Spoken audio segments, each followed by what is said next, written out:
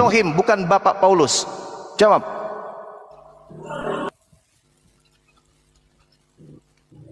Persoalannya di sini kamu tidak terima firman Tuhan.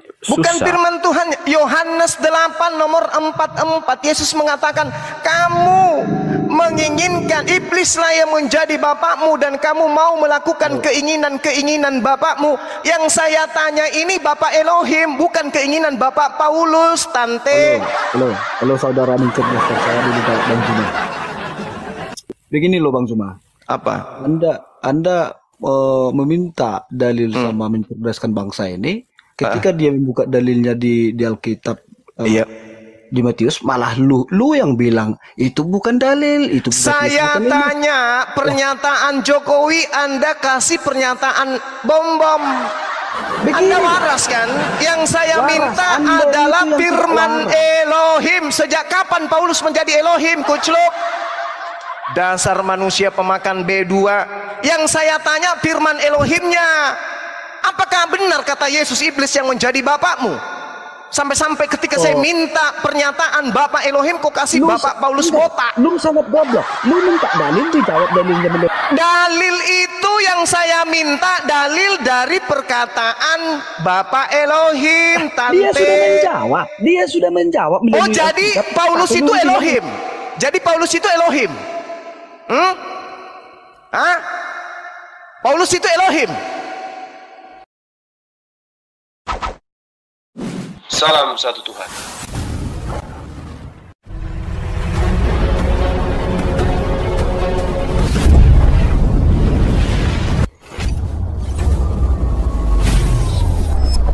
Ya, pengantar ini singkat para sahabat. Dukung semua ya sahabat-sahabat kita channel Densa News Muslim. Di like, di subscribe, di share sebanyak mungkin untuk supaya mencegah sahabat-sahabat kita di luar sana tidak terpengaruh terhadap pemurtadan.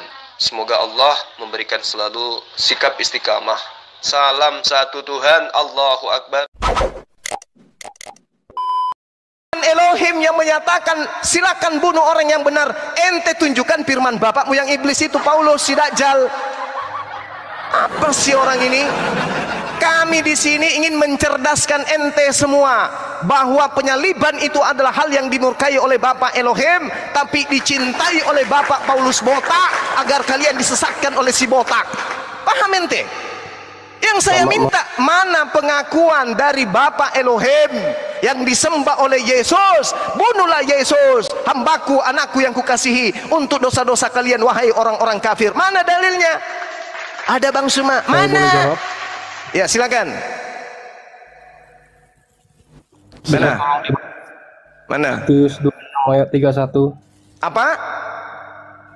Matius 26 ayat 31. Matius ini jadi Elohim juga.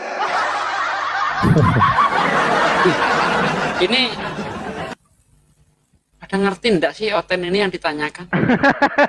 Iya kan? Berarti ini yang mana maksudnya? Mau di perjanjian lama? Perjanjian lama itu firman Elohim. Contoh Amsal 6 nomor 16, Mazmur 10 105 nomor 15, Keluaran 23 nomor 7 nomor 8. Itu contoh firman Elohim. Kalau Anda bawa perjanjian baru, di situ tak ada firman Elohim. Itu surat kabar. Yang kita minta firman Elohimnya yang menjadi dasar pijakan pembunuhan kepada anaknya yang suci, yaitu Yesus. Mana tunjuk dalilnya? Bunuhlah anakku yang kukasihi supaya dosa-dosa kalian saya ampuni. Mana dalilnya? Zakaria 13:7. Zakaria berapa? Zakaria 13. Pada waktu itu aku membuka suatu sumber bagi keluarga Daud, dan seterusnya. 13 ayat 7. Oh, 13 nomor 7. Hai pedang, hai, bangkitlah terhadap gembalaku, terhadap orang yang paling karib kepadaku. Demikianlah firman Tuhan semesta alam. Bunuhlah gembala sehingga domba-domba bercerai-berai. Aku akan mengenakan tanganku terhadap yang lemah. Maka disuruhlah negeri kemudian. Ini gembala di sini siapa? Gembala di sini maksudnya siapa? Oke, baca di Matius lagi. Tunggu dulu, saya tanya dulu. Jangan cocok lagi. Itu nubuatan ya. Jangan ini kitab siapa? Kamu kok ngatur? Jangan sosiologi. Hah? Oke, baik. Baik. Kalau kita berbicara mengenai gembala-gembala, di dalam kitabnya orang Yahudi, hai anak manusia, bernubuatlah melawan gembala-gembala Israel. Berarti gembala banyak. Oke. Yesaya 34 nomor 2. Kalau Yesus adalah gembala dan gembala ini adalah Tuhan, berarti Tuhan itu banyak. Yesaya 34 nomor 23, aku akan mengangkat satu orang gembala atas mereka yang akan menggembalakan, yaitu Daud. Daud juga disebut gembala, berarti Daud juga adalah Tuhan. Begitu. Mazmur 23 nomor 1, Mazmur Daud, Tuhan adalah gembalaku, takkan kekurangan aku. Zakaria 11 nomor 4, beginilah firman Tuhan Elohim kepadaku, gembalakanlah domba-domba sembelihan itu. Zakaria juga gembala. Ada berapa banyak gembala? Di kampung saya juga di Luwu Utara banyak gembala. Apakah mereka semua adalah Tuhan? Lucunya gembala di kampung saya kalau pagi pakai sarung, minum kopi, topinya miring, asap rokok menyimpul di kepalanya. Apakah itu juga Tuhan kalian? Sebentar. Jadi kan kamu nanya. Kamu tadi nanya di mana di perjanjian lama. Bunuhlah itu hambaku, itu kan pertanyaan kamu. Iya, terus? Yaudah, itu di Zakaria. Apalagi mau bertanya? Lah, ini dengarkan saya. Kalau yang Anda maksud gembala di situ adalah Yesus, coba tunjukkan. Apa korelasinya Zakaria 13 dengan Yesus ini? Apa? Ini berbicara mengenai keluarga Daud. Buka di Matius 26 ayat 13. Tidak ada hubungannya, itu Malam cocokologi. ini kamu semua akan tergoncang Itu imanmu. cocokologi gereja. Itu kitab kami. Dengarkan saya. Zakaria ini kitab Anda? Zakaria ini kitab Anda? Ya. Mana coba tunjukkan kalau perjanjian lama itu diperuntukkan untuk orang Roma, Yunani, Belanda, Indonesia. Mana dalilnya? Yang mengumpulkan siapa? Yang mengkanon siapa? Jawab. Itu mah nyolong namanya. Nyolong apa? Kitab orang dikumpulin terus diaku. Waduh, parah. Rampok namanya. Itu namanya kitab Spanyol. Parah. Tadi minta ayatnya, dikasih ayatnya. Separuh nyolong ya Gurunda. Iya, Zakaria 13 ini baik dari Alkitab diambil Al-Arab 157. Baik, kita lihat ya teman-teman, kita lihat keakuratan informasi yang saudara kita ini bawa. Zakaria 13 nomor berapa tadi? Ada yang punya Bible? 7. Baik. Ya. Kita lihat ya saudara-saudara sekalian, supaya orang ini tidak menipu kepada kita. Kita lihat apa yang diterangkan di sana, bahwasanya ketika dia mengatakan di situ ada kata nakah. Nakah di sini ada yang bisa Ibrani? Nakah ini artinya apa? Naukau. Kalau yang saya tahu, nakau itu artinya pukul atau sakiti atau tampar atau butakan atau banting, ya, bukan semata-mata artinya membunuh. Membunuh itu terjemahan yang muncul belakangan. Arti daripada nakah dalam bahasa Ibrani itu pukul, bukan bunuh. Hai pedang, bangkitlah terhadap gembalaku, terhadap orang yang paling karib kepadaku. Demikianlah firman Tuhan semesta alam. Pukullah gembala sehingga domba-domba bercerai-berai. Aku akan mengenakan tanganku terhadap yang lemah. Maka di seluruh negeri, demikianlah firman Tuhan, 2/3 daripadanya akan dilenyapkan, mati binasa, tetapi 1/3 daripadanya akan tinggal hidup. Aku akan menaruh yang 1/3 itu dalam api dan akan memurnikan mereka seperti orang memurnikan perak. Aku mengambil dan menguji mereka seperti aku menguji emas. Mereka akan memanggil namaku dan aku akan menjawab mereka. Aku akan berkata, mereka adalah umatku, dan mereka akan menjawab, Tuhanku adalah Allah. Nah, sekarang mana dalil yang menguatkan argumentasi Anda? Karena kata nakah di sini diterjemahkan memukul, bukan membunuh. Ayo.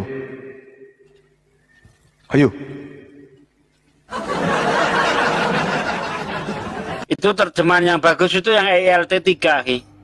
Itu menggunakan menghantam. Ya udah sama aja, menghantam gembala. Mereka para murid akan tercerai-berai. Itu kan penggenapannya di Matius 26. Dikutip oleh Yesus kan. Di mana? Apa salahnya cocomologi katanya? Matius berapa? 26 26 31. 31. 31. Itu kan dikutip Yesus. Matius dan Matius ya. Apa bunyinya, akhi? Bisa dibaca lengkap, akhi? Maka berkatalah Yesus kepada mereka, malam ini kamu semua akan terguncang imanmu karena aku. Sebab ada tertulis, aku akan membunuh gembala dan kawanan domba itu akan tercerai-berai. Ini cocokologi ya? Iyalah. Udah itu kan kamu yang ngomong itu. Lah, Jadi ini kan sekarang begini. Sekarang begini. Yesus yang ngutip loh, mah. Sekarang begini. Apakah pengarang Matius ini murid Yesus? Itu udah ngawur lagi tuh, udah jurus terakhir tuh. Kalau udah gitu. Lah, sekarang kan ini kan jurus cocok. terakhir. Anda mengaku enggak? Ini kan pengakuan pengarang Matius nih. Apa yang dikatakan pengarang Matius? Maka berkatalah Yesus kepada mereka. Di sini tidak berkata aku berkata, tapi berkatalah Yesus kepada mereka. Malam ini kamu semua akan terguncang imanmu karena sebab ada tertulis, aku akan membunuh gembala. Iya kan? Benar kan? Siapa yang mengatakan itu? Coba kamu tunjukkan bahasa Yunaninya. Membunuh di situ apa yang tertulis? Membunuh atau memukul? Membunuh atau memukul? Udah itu udah tepat itu. Saya tanya patasso itu artinya apa? Enggak, begini ada yang aja. bisa bahasa Ibrani? Kamu tadi minta ayat kan? Ya udah saya tunjukin ayatnya. Bung. Apalagi? Oke. Sekarang ada nggak yang bisa Yunani di sini? Nggak Patasso ada, artinya apa? Saya nggak bisa. Naka di situ naka bahasa. Patasso artinya apa? Dalam bahasa Yunani. Ada yang tahu? Ada yang tahu patasso? Ada yang tahu arti patasso? Ardiansa bisa Yunani? Patasso artinya apa? Patasso artinya memukul. Berarti sama artinya yang ada di Zakaria 13 nomor 7 juga bukan membunuh, tetapi naka artinya memukul. Baik Zakaria 13 nomor 7 maupun Matius 26 nomor 31 sama-sama artinya memukul. Takbir! Allahu Akbar. Masya Allah. Gak usah takbir, itu udah jelas itu kok. Ngapain di ini lagi di tafsir. Enggak ada tafsir, Bung. Ini terjemahan baru ini keliru. Di situ bukan membunuh. Kenapa? Karena di situ bahasa aslinya patasso. Patasso itu artinya memukul. Maka harusnya kalau agama Anda bukan agama tipu-tipu, terjemahannya harus jujur. Malam ini kamu semua akan terguncang iman karena aku. Sebab ada tertulis, aku akan memukul gembala, bukan membunuh. Takbir. Allahu Akbar. Masya Allah. Naka dalam bahasa Ibrani juga artinya adalah memukul, bukan membunuh. Berarti tak ada dalil Tuhan Elohim memerintahkan membunuh daripada orang yang benar atau nabi atau gembalanya. Masya Allah. Gugur. Nah, sedangkan Tuhan mengatakan dalam Keluaran 23, jangan kau membunuh Yesus. 6 kekejian dan hal yang dibenci oleh Tuhan, salah satunya adalah membunuh Yesus. Dalilnya mana?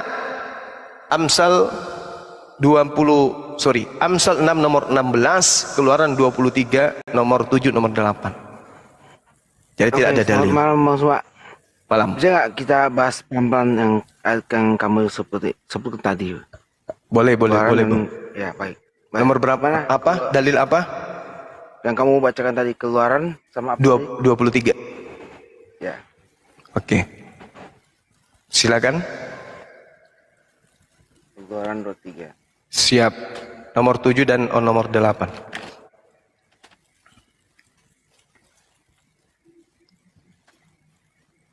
Kabur. Iya, harus dia terapi dulu dirinya, ketenangkan otaknya supaya dia tuh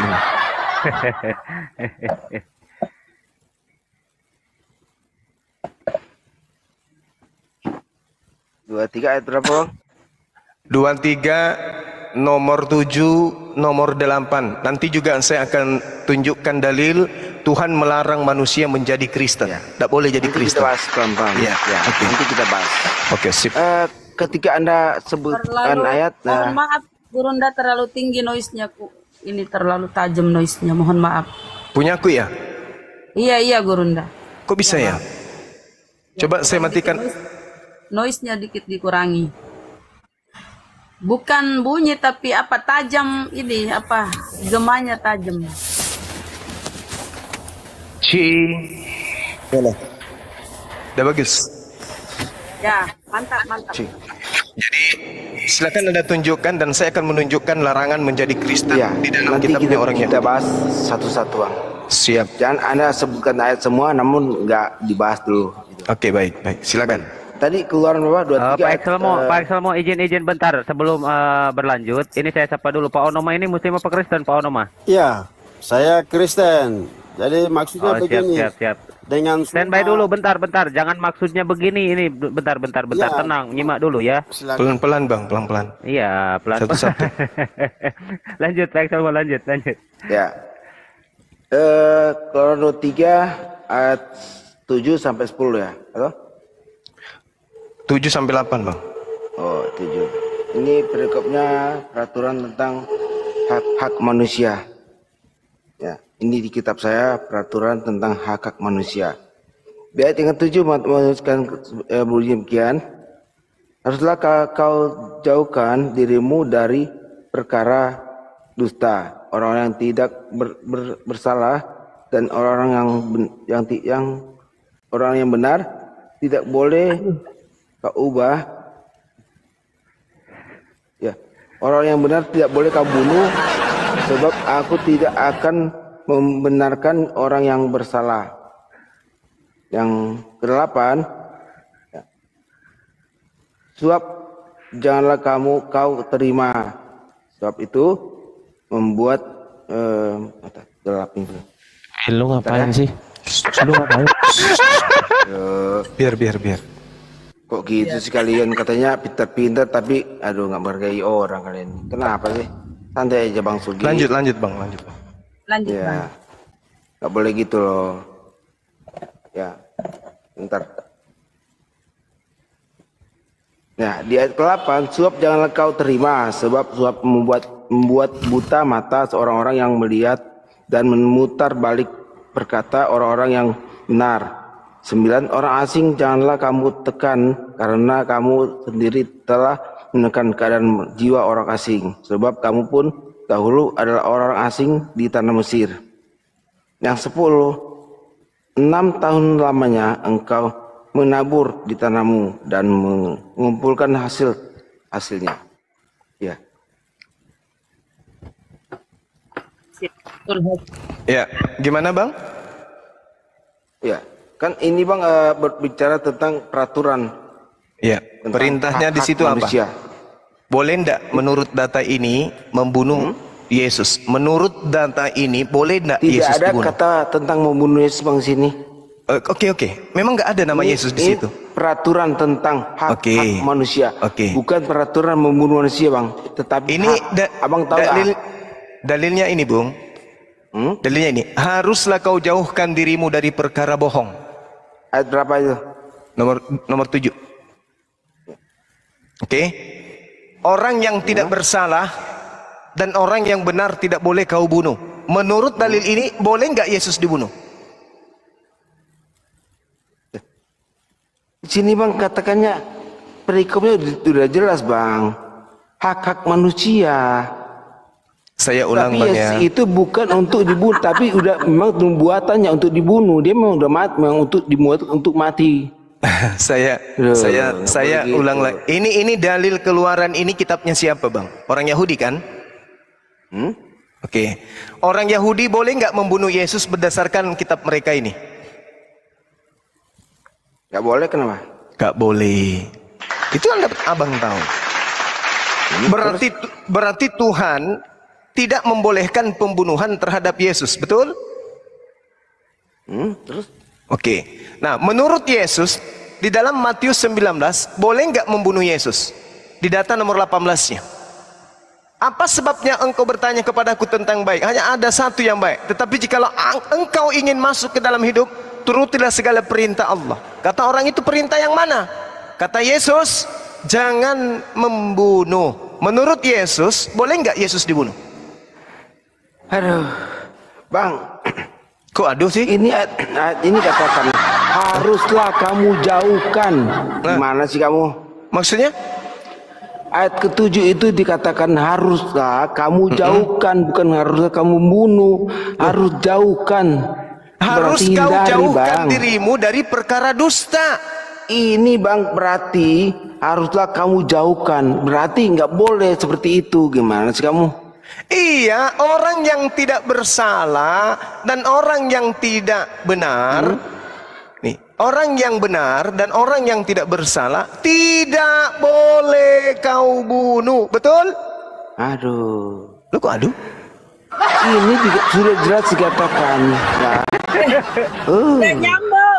Kok yang nyambung? Kok asumsi Anda mau disamakan dengan kami? Nggak boleh. Ya. Sekarang begini, saya bacakan satu Karena data Anda dilarang, Bang, untuk membaca kitab kami di Al-Quran kalian. Ini kitabnya orang Yahudi, bukan kitab Anda. Dengarkan.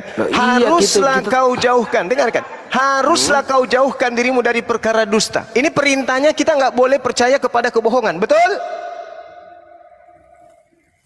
Ya, terus. Betul nggak? Kita nggak boleh percaya kepada yang bohong. Betul nggak? Ya, terus. Betul atau tidak? Kok ya terus? Iya, terus nggak boleh memang. Nah, Karena nggak ini boleh. larangan. Nah, nggak boleh. Ketika ada agama yang mengajarkan pembunuhan terhadap Yesus itu adalah sebuah kebenaran, boleh nggak kita percaya? Dor. Duh, Anda ngomong, nanti saya ngomong, setelah itu saya ngomong. Anda ngomong. Enggak, ketika ada agama Kristen yang muncul dibawa oleh penjajah mengajarkan keselamatan hanya ada di dalam diri Yesus dengan mati di atas tiang salib, apakah boleh kita percaya kebohongan itu?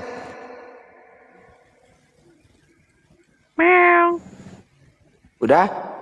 Boleh tidak? Kok sudah pula pertanyaan? Anda dulu bernarasi, nanti saya bernarasi yang dipotong. Pertanyaan saya, boleh tidak melakukan, boleh tidak percaya kepada kebohongan bahwa keselamatan itu adalah dengan menyerahkan anak manusia kepada dewa Molok? Boleh nggak kita percaya tuh? Boleh nggak? Ini dalilnya. Haruslah kau jauhkan dirimu dari perkara kebohongan, perkara dusta. Orang yang tidak bersalah, orang yang benar tidak boleh kau bunuh. Tiba-tiba muncul dari Kristen yang dibawa oleh Belanda. Kita harus percaya kepada Belanda yang mengajarkan bahwa Yesus yang adalah orang benar ini boleh dibunuh demi untuk menghapus dosa-dosa kita. Boleh nggak percaya dusta itu? Boleh nggak? Udah? Udah. Oke, baik.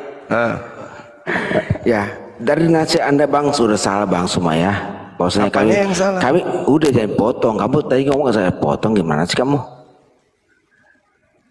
Gitu. Masa saya harus membenarkan narasi kamu di sini, sementara kamu nggak ngasih menang saya? Gitu. Nah, sementara ayat ini memang betul kita dilarang untuk berdusta, berbohong. Maka ayat ini mengatakan kita untuk menjauhkan itu. Nah, makanya perikop ini dikatakan tentang hak-hak manusia, hak-hak manusia, bukan membunuh manusia, bukan peraturan, bukan. Namun Anda membuat tadi dalam Yohanes atau apa tadi kamu bacakan itu, Anda mau nyamakan dengan ayat ini. Nah, sementara konteks kematian itu sudah dibuatkan, memang dia harus mati. Dengan cara apa? Dibunuh. Di mana dalilnya harus mati? Oh, jangan dipotong dulu. Harus saya tanya dong. Saya nggak mau percaya. Perintahnya haruslah kau jauhkan dirimu dari perkara bohong. Makanya ketika Anda berbohong, saya tanya mana dalilnya? Selesai saya bicara, nanti baru kamu minta datanya. Aduh. Gimana? Nanti kamu lupa, nanti aku lupa minta. Emangnya susah langsung ngasih ayat? Langsung kasih ayat dong. Ya, sebutkan di mana tuh harus mati itu di mana? Kita aja ngomong langsung kita kasih ayat supaya nggak dipertanyakan. Nah, Anda supaya tidak dipertanyakan langsung kasih ayat. Yesus memang sudah dinubuatkan untuk mati. Ini ayatnya, gitulah. Ya, benar dulu lah. Ya, sebentar. Dalil dong. Setiap Anda berargumentasi mewakili agama saudara, jangan berasumsi tapi sertakan dalil. Ya, dari dulu kan Anda kan tidak pernah kasih tunjuk. Ya, karena ini bukan gereja. Di gereja boleh. Di gereja, karena begitu manusia masuk ke gereja, otak disimpan di luar. Tidak boleh berotak masuk. Di dalam Markus 8 ayat 31 di sini katakan, ya. Kok jadinya ke Markus? Loh, kamu kan bukan tidak itu perjanjian data. lama, Apa sih Bang, kamu? bukan di perjanjian baru. Ih, ini orang Tadi dibawakan Yohanes itu apa itu? Dia membawa Kejadian sama Yohanes itu apa? Yohanes ini kesaksian. Tadi kamu bawakan Keluaran dan Yohanes. Sekarang dengar. Yang dikutip di dalam Matius tadi itu, Matius 19 itu konon perkataan Yesus. Yesus berkata, cara untuk selamat hidup kekal jangan membunuh. Nah, menurut Yesus, untuk selamat masuk ke dalam surga, orang-orang tidak boleh membunuh. Pertanyaannya, boleh nggak membunuh Yesus menurut Yesus? kamu kan tadi minta data saya apa yang saya omong tadi. Apa yang saya Ini narasikan. Keluaran 23. Sekarang saya makan data kalian bantah. Kenapa sih kalian ini? Excel dengarkan saya. Keluaran Tadi 20. kalian tutup data ke saya. Gimana kamu? Kalau berbicara mengenai pembunuhan Bung Excel, yang kita bahas di sini adalah keinginan Bapa Elohim. Keluaran 23 ini keinginan Bapa Elohim. Jangan Anda bantah keinginan Bapa Elohim dengan Bapak Paulus atau Bapak Markus. Jangan. Harus Bapak sendiri yang membatalkan pernyataannya. Bapak sendiri Elohim mengatakan, haruslah kau jauhkan dirimu dari Kristen. Ini pengakuan Bapak nih. Harus kau jauhkan dirimu dari perkara bohong. Orang yang tidak bersalah Yesus dan orang yang benar Yesus tidak boleh kau bunuh. Itu kata Elohim. Yesus tak boleh dibunuh. Sebab aku Tuhan tidak akan membenarkan orang bersalah. Kristen tidak akan pernah dibenarkan. Ini data ini. Suap jangan kau terima. Lukas siapa? Yudas menerima suap. Sebab suap membuat buta mata orang yang melihat dan memutarbalikkan perkara orang-orang yang benar. Yesus yang benar diputarbalikkan menjadi orang terkutuk. Betul atau tidak? Benar enggak? Yesus itu manusia suci, diputar balik menjadi orang terkutuk. Apa sebabnya? Karena penyaliban itu terindikasi sangat kuat terjadi karena adanya suap. Paham? Udah? Udah. Oke. Pak Excel mau izin bentar ya, setengah menit. Ada kendala kayaknya. Bunda Rahma monitor. Ini Bang Sidik masih ada di atas nggak? Nggak ada. Iya, tapi saya nggak bisa naikin orang loh. Udah penuh katanya. Kenapa ya? Oh, nyangkut itu nyangkut. Coba Bang Sidik, kalau Anda masih di atas, coba turun dulu. Soalnya udah nggak ada ini di atas. Saya nggak bisa naikin orang. Bang Dasidik monitor ya. Lanjut, Pak Excel mau lanjut. Oke. Ya. Tadi kan abang membawakan Keluaran, ya, dan di Alkitab kami itu perjanjian lama. Namun abang menarasikan itu dengan Yesus, ya kan? Di mana tadi Yohanes tadi katakan tuh. Ketika saya bernarasi bahwasanya itu tidak seperti itu, tetapi Yesus memang sudah dinubuatkan untuk mati. Anda punya data. Nah, saya akan bacakan data itu. Mana? Coba. Bentar lah bang. Aduh. Nah, mana nubuatannya Yesus harus mati, mana? Nah, ini di dalam Markus ya dituliskan. Kok nubuatan kok di Markus? Kok nubuatan lebih dulu mati baru ada muncul kitabnya? Gimana ceritanya? Lebih duluan kitab. Keluaran. Iya, yang namanya nubuat itu, Bung. Sebentar lah, Bang. Yang namanya nubuat itu muncul lebih dulu daripada kejadian. Kok kematian dulu baru muncul nubuatan? Gimana ceritanya?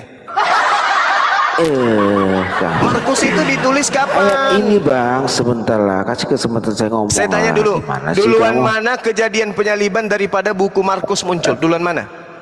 Kasih, bisa nggak saya ngomong bang sini? Ya, saya tanya dulu, duluan mana? Nggak, kita fokus ke sini aja bang, ke Keluaran yang kamu bawakan ini bang. Namun Anda menarasikan itu Yesus itu, ya. Gimana sih kamu? Silakan, silakan. Tadi kan Anda minta, saya kan mengatakan bahwa saya nggak boleh, kamu ngomong nggak boleh bunuh Yesus, nggak boleh. Sementara Quran itu melarang. Dan saya katakan tadi bahwasanya Yesus itu memang harus mati. Anda minta datang ke saya bahkan Markus 8 ayat 31. Kenapa belakangan muncul harus matinya? Oke. Kenapa mati Karena dulu baru kamu harus tadi muncul yang kita? Iya Suma, karena kamu tadi yang mengatakan di Keluaran ini orang yang benar Yesus itu dibunuh. Kamu kan yang bawakan ke saya. Iya, nggak boleh Yesus dibunuh. Iya, kamu katakan itu. Sementara kalau kita lihat Yesus itu ada di Perjanjian Baru. Loh, namun Yesus kenapa Anda itu, Bung, Yesus itu hidup di Perjanjian Lama, Bung. Bukan hidup di Perjanjian Baru. Perjanjian Baru itu kitabnya Kristen yang menginginkan penyaliban itu sebagai simbol keselamatan. Paham enggak? Markus belum mencatat catatan-catatannya setelah. Kalau gitu, sampaikan nubuatan tentang Yesus di Perjanjian Lama. Apakah kamu boleh terima? Silakan. Ya, silakan. Boleh saya jawab, kan? Silakan. Yesaya berapa? 53.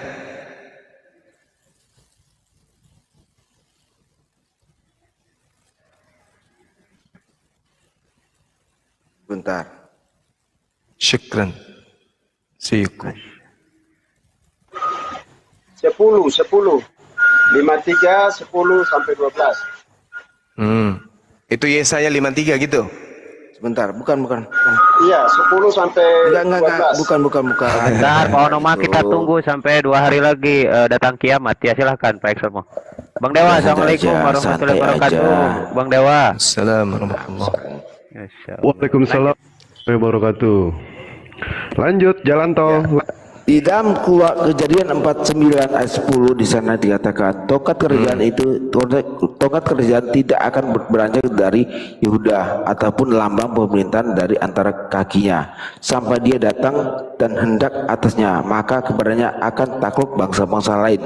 Ya, di sini katakan di sini ya, akan datang. Ya. Ini nubuatan tentang Yesus, Bro. Yesus Yesus bangsa mana yang ditaklukkan?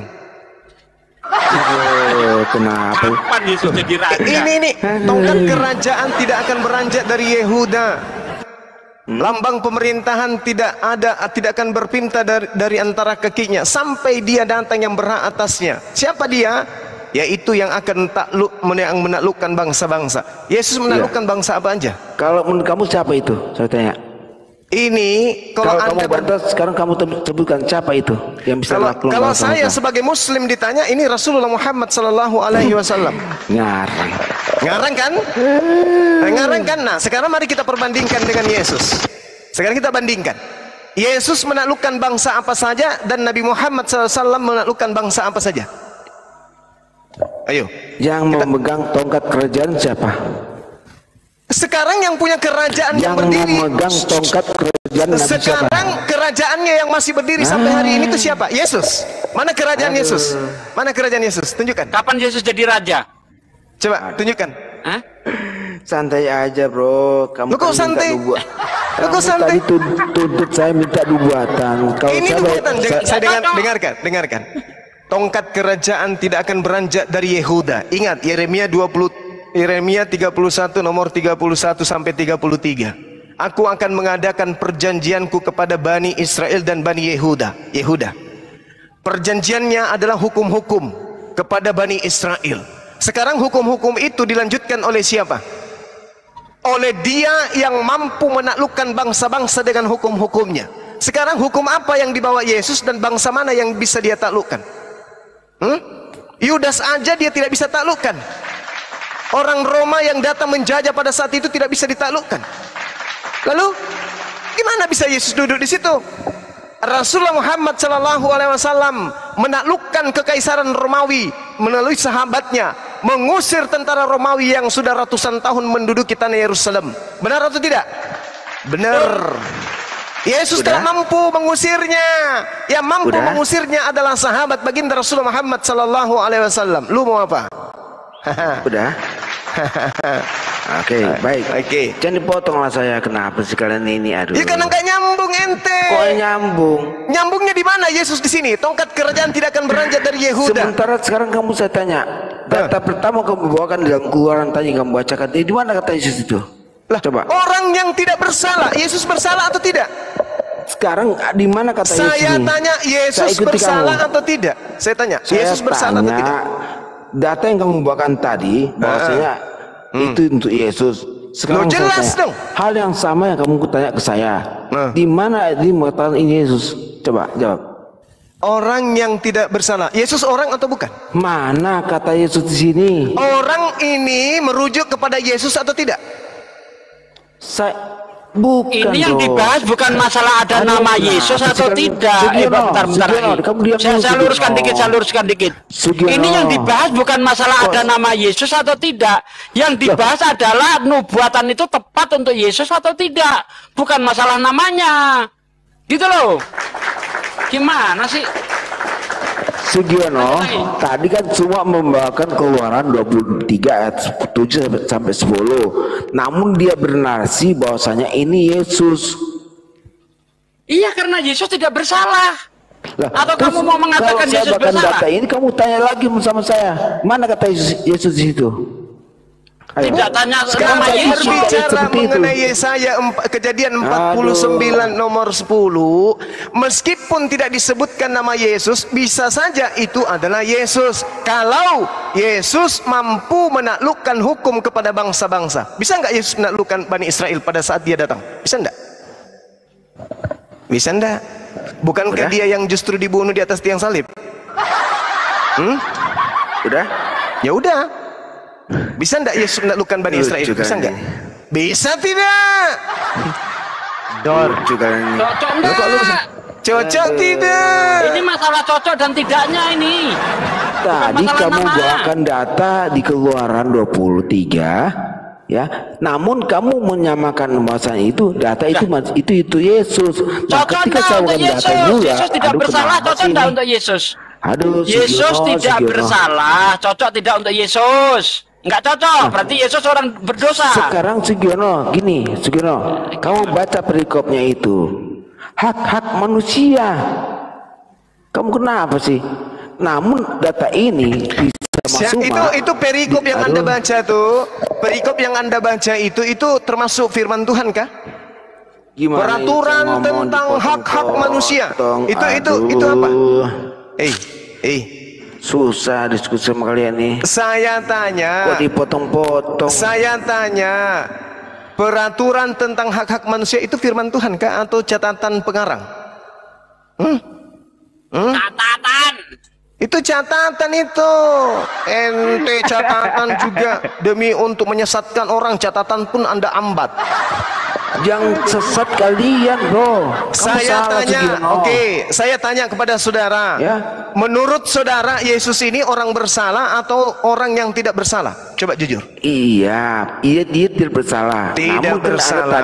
Nah, ketika kita bawakan data sepakat di Matius, Yesus adalah orang yang tidak bersalah. Menurut firman Tuhan, boleh tidak membunuh Yesus? Kamu kan bawakan data semua di Yohanes berapa tadi kamu katakan. Nah, ketika saya mau jawab itu, narasi saya tadi kalian minta data. Saya bawa ke Matius, kamu bilang, oh itu nggak ada. Aduh, ini yang saya tanya, Tuhan bukan Matius. Yang saya tanya, menurut Tuhan, boleh tidak Yesus itu dibunuh? Anda mengatakan Yesus orang yang tidak bersalah. Yesus ini adalah orang benar. Menurut Tuhan, berarti bukan Matius, bukan Markus. Menurut Tuhan berarti Keluaran. Kitab-kitabnya para nabi. Menurut Tuhan, boleh tidak Yesus ini dibunuh? Udah. Os, nggak usah dimute, Os. Kenapa sih kamu? Saya ulang kamu lagi. Jawab saya, kamu saya. Saya ulang lagi. Sebentar bang, saya jawab. Iya, saya jawab. Sebentar. Menurut Tuhan, iya bang, saya jawab. Boleh tidak Yesus dibunuh? Silakan. Udah? Ya. Di sini bang, Yesus itu udah dinubuatkan memang untuk mati bang, untuk mendosa kita bang. Makanya saya katakan tadi Matius 2:38. Aduh, Sugiono. Aduh. Mana ayatnya? Kasih ayat dulu dong. Tadi saya mau kasih ayat kalian potong, kalian bilang kok bawa Matius, kenapa sih? Dan kamu nubuatan itu ya di perjanjian lama lah, masa larinya ke Matius? Anda paham enggak sih? Nah, kan kita sejak kapan Matius itu berisi kitab nubuatan? Sejak kapan Matius itu kitab nubuatan? Anda belajar di mana kitab Matius, kitab nubuatan? Anda mengatakan bahwa Yesus itu dinubuatkan untuk mati. Berarti itu harus ada di dalam kitab perjanjian lama, bukan di Matius. Anda belajar lagi dong. Sedikit instruksi untuk Pak Excelmo ya. Pak Excelmo, ketika Anda menjawab, tolong cantumkan data, karena kita di sini maupun yang di atas atau yang di bawah tidak bisa dibodoh-bodohi ya. Apalagi Pak Deputi. Iya, apalagi Pak Bible berjalan. Hati-hati Anda bernarasi. Lanjut. Saya sedang tidak membodohin Islam. Karena kenapa? Iman orang Kristen itu tidak akan goyang. Ya. Ini nggak bicara tentang iman kalian, bicara Sebentar, data. Sigiono, Yang kita bicarakan adalah data. Anda tadi mengatakan bahwa Yesus memang dinubuatkan untuk dibunuh. Mana ayatnya? Itu Sumat tadi menyatakan ya, di dalam Kejadian 23 tadi itu tentang Yesus, katanya dia. Bahkan dia tadi mengatakan bahwa Yesus dibunuh di salib. Nah, kata Suma bukan kata saya. Sehingga saya berkata, memang Yesus sudah memang harus mati. Di mana? Siapa yang mengharuskan mati? Di Damat. Sebentar. Yang mengharuskan mati siapa? Imam Kayafas. Matius kan? Oke, Matius. Nah, sekarang Tuhan menginginkan tidak Yesus mati? Sebentar, saya bacakan datanya. Di dalam Markus 8 ayat 3, ayat 31 berbunyi demikian. Kemudian mulailah Yesus mengajarkan kepada mereka bahwa anak manusia harus menanggung banyak penderitaan dan ditolak oleh tua-tua imam-imam dan ahli Taurat, lalu dibunuh dan bangkit sesudah hari ketiga. Ya. Oke, itu pengakuan siapa? Sebentar Bang. Itu pengakuan siapa? Sebentar. Kok sebentar pula, siapa yang kamu tipu di sini? Ngomong. Saya tanya Markus 8 nomor 31. Tidak ada yang bisa kamu bohongi, tidak ada bisa kau sesatkan di sini. Saya tanya samamu, Markus 8 nomor 31 itu perkataan siapa? Jawab. Kamu tadi kan minta data ke saya, di mana data? Iya, makanya setelah saya minta data, kamu tunjukkan Markus 8:31. Muncul pertanyaan, iya, Markus 8 nomor memang 31 ini ucapan siapa? Mana? Ini. Markus 8 nomor 31 itu ucapan siapa? Bentar, saya cek. Kamu kenapa sih, Kak? Loh, kenapa sih? Kamu kalau mewakili agamamu, mengajarkan kebenaran versi agamamu, kau harus kuasai materi. Udah. Ya, silakan. Di sini dikatakan ini Yesus berkata ya. Kemudian mulai Yesus mengajarkan. Tidak ada Yesus berkata di situ. Ini perkataan. Ini narasi Markus. Aduh, Sigiono kenapa? Masa narasi Markus dibilang firman Tuhan? Kemudian mulailah Yesus mengajarkan mereka. Kenapa sih kalian? Itu tidak ada Yesus berkata. Markus menuduh Yesus mengajarkan. Ini ya Markus yang menuduh. Udah jelas dikatakan di sini. Mulailah Yesus mengajarkan. Itu kata siapa? Itu kata siapa? Yesus mulai berbicara. Itu kata siapa? Itu kata siapa? Kata Yesus kepada umatnya itu. Sigiono. Kamu Sigiono udah jelas ini narasi penulis, bukan ucapan Yesus. Siapa yang bisa kau bodohi? Saya jelaskan kepada saudara ya. Di mute dulu. Kenapa kita ini, dengarkan, kenapa kita umat Islam ini dilarang oleh Tuhan percaya kepada Kristen? Karena dalilnya ada. Keluaran 23 nomor 1 nomor 2. Apa kata Tuhan di situ? Janganlah kau menyebarkan kabar bohong. Jangan engkau membantu orang yang bersalah dengan menjadi saksi yang tidak benar. Janganlah engkau turut-turut kebanyakan orang melakukan kejahatan dan dalam memberikan kesaksian mengenai sesuatu perkara. Janganlah engkau turut-turut kebanyakan orang yang membelokkan hukum. Nah, coba kita lihat si Excel ini. Membelokkan. Dia ini tidak pernah mengetahui bahwa sebenarnya Tuhan itu melarang orang menjadi Kristen. Tak boleh jadi Kristen itu. Makanya dikatakan, jangan engkau menyebarkan kabar bohong. Karena Kristen itu pondasinya adalah kebohongan. Coba, 1 jam lebih saya dengan Excel ini meminta data di mana Tuhan mengizinkan membunuh Yesus. Markus, Roma, Matius. Hah? Ini larangan. Jangan menyebarkan bohong. Artinya jangan menjadi Kristen, karena kalau Anda menjadi Kristen maka Anda akan menjadi pembohong. Kamu yang menyebar kebohongan di sini semua. Oke. Saya mengatakan Tuhan tidak mengizinkan pembunuhan terhadap Yesus. Anda mengatakan Tuhan mengizinkan pembunuhan terhadap Yesus. Di mana dalilnya? Tak ada. Berarti Anda yang memberitakan ajaran kebohongan. Sudah saya bacakan tadi, data itu kamu bilang nggak ada pula. Kenapa Saya minta Tuhannya yang berkata, Bapak Elohim yang berkata bahwa Yesus silakan dibunuh. Yang Anda katakan Markus, berarti Bapak Anda adalah Markus. Ada ayat cuma ayat. Oke, host jangan limit lah host. Kenapa sih kalian nih? Kita sekarang minta hal yang sama dalil. semua. Dengarkan, hal yang Anda sama sendiri menjawab tadi ketika saya tanya Keluaran 23. Menurut Keluaran 23 nomor 7, harus kau jauhkan dirimu dari perkara bohong. Artinya kita manusia harus menghindari Kristen. Orang yang tidak bersalah dan orang yang benar tidak boleh kau bunuh. Pertanyaan saya, boleh tidak Yesus dibunuh? Anda mengatakan tidak boleh. Itu jawaban Anda tadi. Tapi karena Anda adalah agama Kristen, maka Anda kemudian harus berbohong dengan mengatakan Yesus itu harus mati berdasarkan Markus 8. Benar kan? Markus 8 nomor 31. Betul kan? Berarti wajib berbohong kalau menjadi Kristen. Udah. Nah, cuma Pak Excel mau sedikit instruksi dari saya. Bentar. Mungkin ini Pak Onoma ingin berbicara. Saya gantian. Bentar Pak Onoma, untuk Pak Excel mau mungkin biji salaknya bisa dikeluarin dulu ya. Lanjut Pak Onoma. Aduh, nyerang pribadi kamu. Kita gantian jawabnya. Ini kan minta dalil tentang berbuat. Tapi kalau kita kasih, jangan Anda membantah. Itulah keyakinan kami seperti itu. Jadi di dalam Yesaya 53 ayat 10 saya baca ya. Tetapi Tuhan berkehendak meremukkan dia dengan kesakitan. Pak Onoma, kencangkan suaranya. Kecil. Pak Onoma, suara dikencangkan. Lanjut.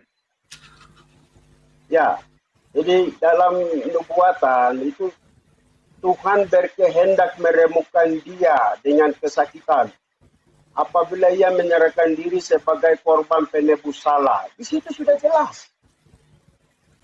Kata siapa? Di dalam kitab Yesaya. Oke. Jangan Anda lari-lari. Oke, baik. Oh, tepuk tangan dulu buat Anda. Wah, hebat. Oh, tepuk tangan buat Anda, hebat. Sekarang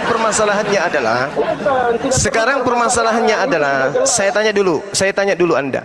Kitab Yesaya ini kitabnya Mahkamah Agama, imam-imam kepala, atau kitabnya orang Kristen? Jawab saya dulu. Itu kan. Jawab saya dulu. Jawab saya dulu dong. Jangan nangis dulu. Saya mau jawab. Yesaya ini jurusnya selalu bertanya mana siapa yang berkata.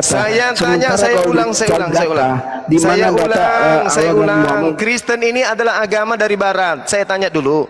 Yesaya ini kitabnya para imam-imam kepala, para mahkamah agama, atau kitabnya orang Roma yang mendirikan agama Kristen ini? Jawab. Saya jawab. Ya. Silakan. Ya. Oke. Pada saat Tuhan Yesus suruh dibacakan ayat Islam penipu. Dia itu Yahudi. Saya ulang lagi pertanyaannya. Saya ulang lagi ya, penyembah Yudas. Saya tanya lagi. Apakah Yesaya 53 ini kitabnya orang Kristen atau kitabnya imam-imam kepala dan mahkamah agama Yahudi? Jawab.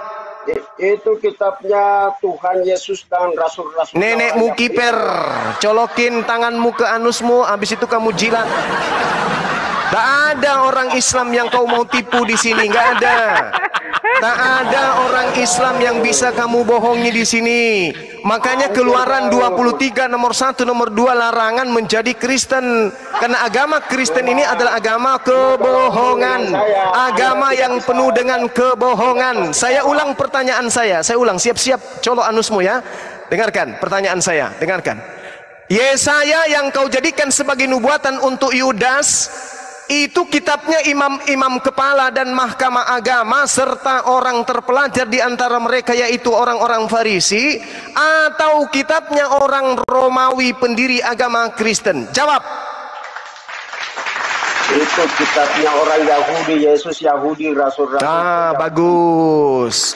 Kalau Anda sudah mengakui Yesaya itu adalah kitabnya orang Yahudi, kitabnya imam-imam kepala mahkamah agama, terus kenapa mereka kemudian melakukan tipuan-tipuan kesaksian palsu untuk membunuh Yesus kalau ternyata mereka tahu di situ ada nubuatan? Kenapa 90 kali? Kenapa?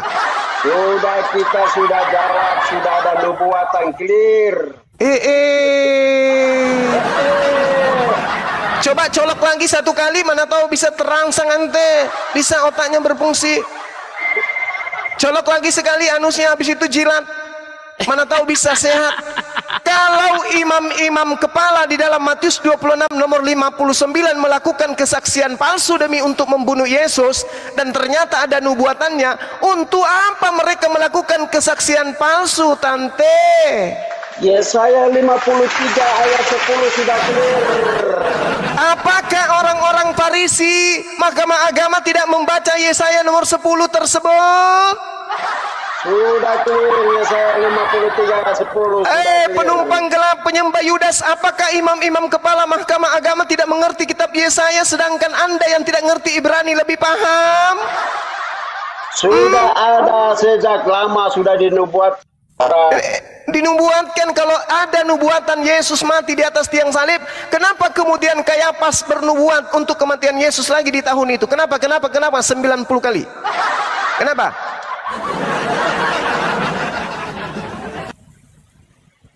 Pandai-pandaian kalian.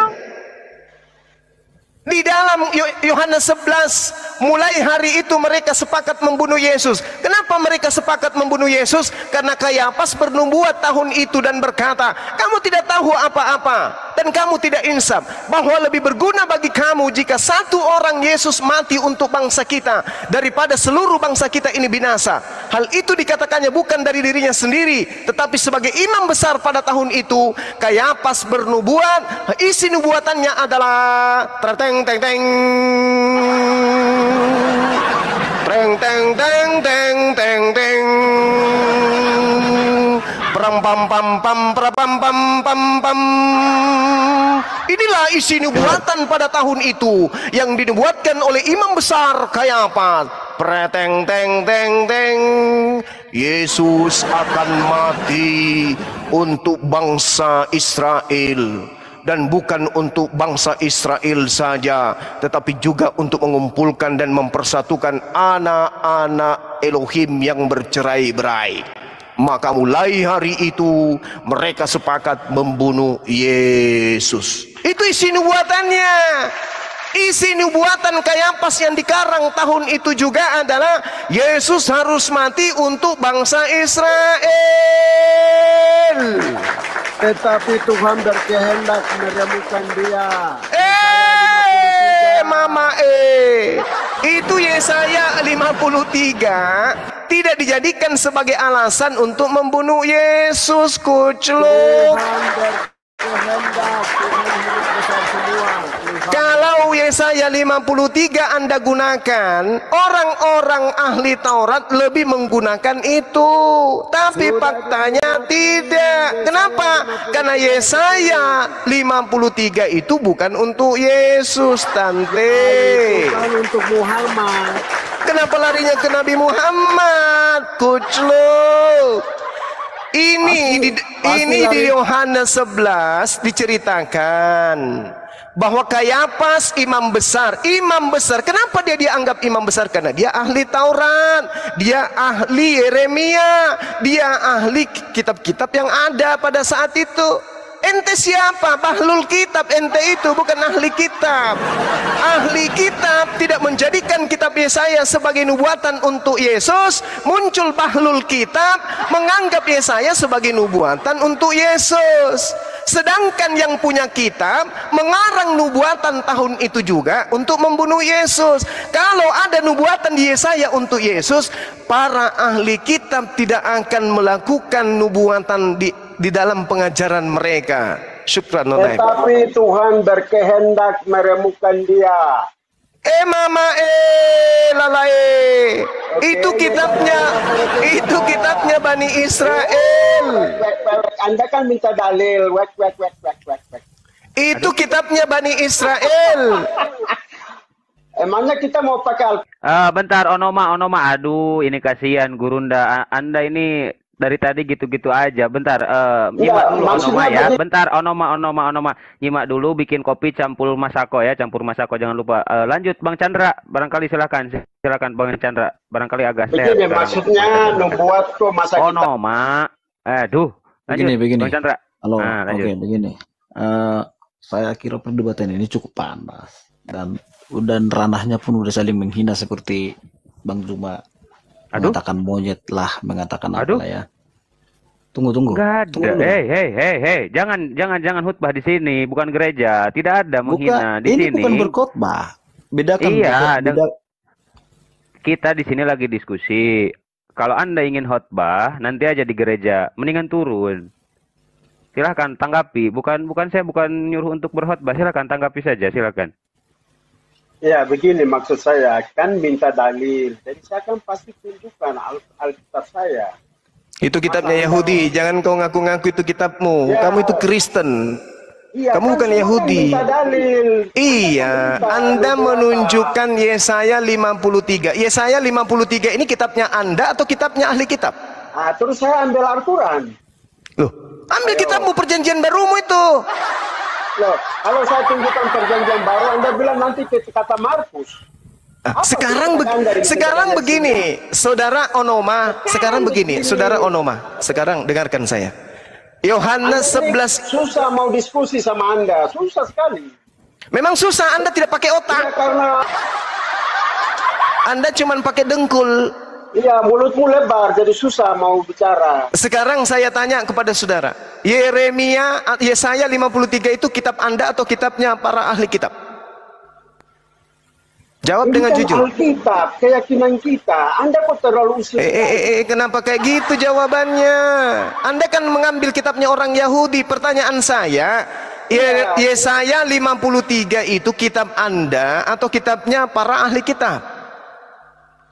Kalau saya jawab di dalam perjanjian baru, Anda bilang kitab Paulus, oh itu Markus yang tulis. Anda ini punya otak tidak ini sebenarnya? Ya, salah tidak kalau saya mengatakan begitu? Anda yang tidak punya otak, itu benar itu. Yang saya tanya, Anda mengais-ngais kitabnya orang Yahudi, di mana orang Yahudi sendiri mengarang nubuatan untuk Yesus, karena mereka tidak menemukan nubuatan untuk Yesus di kitab mereka.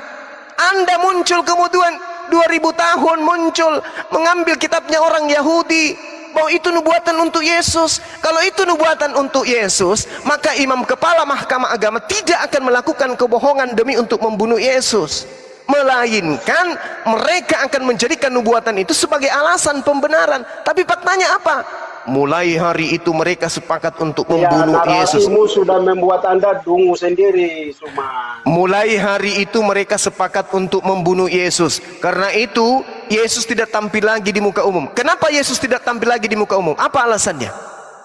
Bisa jawab saya? Kita mau jawab, Anda itu lari-lari, susahnya di situ. Kenapa ketika orang Yahudi sepakat membunuh Yesus, Yesus tidak lagi menampakkan diri di depan umum? Kenapa?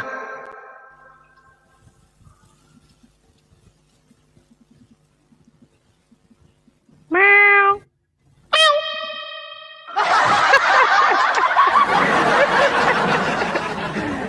Yohanes 11:53, mulai hari itu imam kepala mahkamah agama, orang Farisi orang Yahudi bersekongkol untuk membunuh Yesus. Kenapa pada saat orang-orang Yahudi semuanya bersepakat membunuh Yesus, Yesus tidak lagi tampil di depan umum? Kenapa? Orang lain, woi. Kenapa kau pakai kitab orang lain? Aduh. Kau mengais-ngais kitab orang lain. Kenapa, Suma? Karena dengan kitabmu inilah kau akan terjungkal sampai ke neraka. Paham? Kenapa Yesus tidak tampil lagi di depan umum di antara orang-orang Yahudi, tetapi dia kemudian bersembunyi? Wah, kena report, Gurunda. Bantu tap-tap layar, saudaraku, biar tidak rungkat kena report beliau. Masya Allah. Toten-toten ya, yang sabar menghadapi kenyataan. Memang pahit kok. Obat itu nggak ada yang nggak pahit ya. Itu kecuali madu ya, dan itu hanya ada di Quran. Bukan madu, hanya ada di Quran, bukan di Bible. Dan begini saudaraku semuanya ya, untuk saudara muslim mohon maaf, mungkin untuk Oten dulu ya, teman-teman Kristen yang naik, saya tidak bisa naikkan saudara muslim, mohon maaf. Dan silakan Kristen-Kristen yang siap untuk berdiskusi naik ya. Kalau tidak siap nggak usah lah, malu-maluin, hancur perpuluhan nanti ya, kasihan. Silakan, mungkin ada Bang Chandra di sini sambil nunggu Gurunda ya, Bang Zuma, Bang Dewa barangkali ingin menyampaikan sesuatu. Silakan Bang Dewa. Ya begini Bang, sebenarnya kita tak perlu mencela agama lainnya. Ini bukan berkhotbah, sorry ya, jangan dibilang berkhotbah. Ini kan diskusi kan. Di sini diskusi lintas agama, jangan bilang seperti itu. Kalau misalkan abang mau menilai kami seperti itu, silakan abang masuk ke kaum Kristen yang lain. Betapa buas mereka menghinakan kami, ya. Silakan. Oke. Saya paham. Kita diskusi aja. Kita ambil diskusi apa? Ambil tema aja. Nggak usah bicara seperti itu ya. Nggak usah bicara seperti itu. Justru saya lebih baik Bapak introspeksi diri mengenai soal ajaran Kristen itu yang konon katanya ajaran kasih, tetapi ternyata hatinya buas seperti serigala mereka, menghinakan kami semuanya ya kan. Dan tadi bicara mengenai soal nubuatan Yesus yang terdapat di dalam perjanjian lama. Orang-orang Yahudi itu tidak ada yang mengakui Yesus sama sekali. Tidak ada sama sekali orang Yahudi yang mengakui ada nubuatan Yesus di situ. Silakan tanyakan kepada orang Yahudi kalau misalkan tidak percaya. Kenapa orang Yahudi itu tidak percaya sama kehadiran Yesus? Karena Yesus itu dianggap sebagai anak jinah dan belum ada klarifikasi sampai hari ini pun juga. Bapak tidak percaya, silakan Pak. Kalau di Islam jelas klarifikasinya jelas. Di Islam itu ada. Sementara orang-orang Yahudi menganggap kalau Maryam itu adalah kalau Nabi Isa alaihissalam itu dikatakan sebagai keturunan penjina, sementara klarifikasi dari orang-orang dari Yesus sendiri tidak ada sama sekali. Tidak ada. Sementara di Islam klarifikasinya jelas. Kenapa di Islam itu jelas? Karena di Islam itu Yesus Kristus ketika dilahirkan Nabi Isa alaihissalam diberikan mujizat. Mujizatnya apa? Beliau bisa berbicara langsung ketika dalam keadaan bayi. Itulah bentuk klarifikasi dari Islam. Sementara orang-orang Yahudi tidak percaya. Kenapa? Karena tidak ada klarifikasi sama sekali dari Yesus. Silakan abang sanggah pernyataan saya. Ada tidak klarifikasi dari Yesus sampai hari ini? Kalau misalkan ternyata klarifikasinya ada sampai hari ini, saya besok habis maghrib kawin lagi Bang. Saya sudah baca itu dari Kejadian sampai Wahyu. Silakan. Bang Chandra ya begitu ya. Kalau Anda tidak suka dan tidak mau berdiskusi tinggal turun ya, nggak usah naik. Dan ini saya sapa dulu sebelum Bang Chandra menanggapi apa yang disampaikan oleh Bang Dewa. Bang Ikram monitor. Bang Ikram, hey. Mungkin Dewa pengen nanya sedikit ke Bang Juma ya. Bang Juma, ketika orang-orang Yahudi menganggap Yesus adalah keturunan penjina, ada tidak bentuk klarifikasi dari Yesus dari perjanjian baru? Bentuk klarifikasi. Kalau sama ada bentuk klarifikasinya, Yesus bisa berbicara ketika dilahirkan. Kalau dari Kristen ada nggak bentuk klarifikasi? Tidak ada ya. Saya sudah baca dari Kejadian sampai Alhamdulillah tidak ada. Maka dari itulah orang-orang Yahudi tidak mempercayai yang namanya Yesus. Mereka tidak percaya sama Yesus, mereka tidak beriman kepada Yesus. Begitu ya. Oke, silakan. Di tiga WA ada klarifikasi bahwa dari pihak Muslim itu ada klarifikasi bahwa Yesus begitu lahir sudah bisa bicara. Itu dalilnya di mana ya? Ada dalam hadis itu mujizat. Pengertian saya bisa ditunjukkan nggak dalilnya? Bang Ardiansyah. Iya, Dewa iya. posisi lagi di luar ini. Kenapa Gimana, Bang Dewa? di hadis? Di Al-Quran. Oh, di Al-Quran. Di Iya. Al-Quran. Aduh, maaf Bang. Silakan Bang, dilanjut. Lanjut Gurunda. Ya, silakan. Guru ndak lanjutkan. Allahumma sholli ala sayyidina. Silakan. Apa itu yang Yesus yang Nabi Isa ngomong itu ya? Iya, dalam surah Ali Imran itu kan. Quran. Ali Imran, di Ada. Ali Imran. Iya, iya. Ada itu. Ya intinya percaya aja lah. Pokoknya saya ngomong ada gitu aja. Enggak, tidak boleh gitu juga biasanya. Isqalatil malaikatu ya Maryamu innallaha yubashshiruki bikalimatin minhu ismuhus Masihu Isa bin Maryam wajihan fid dunya wal akhirah wa minal muqarrabin wa yukallimun nas fil mahdi wa kahlan wa minas solihin.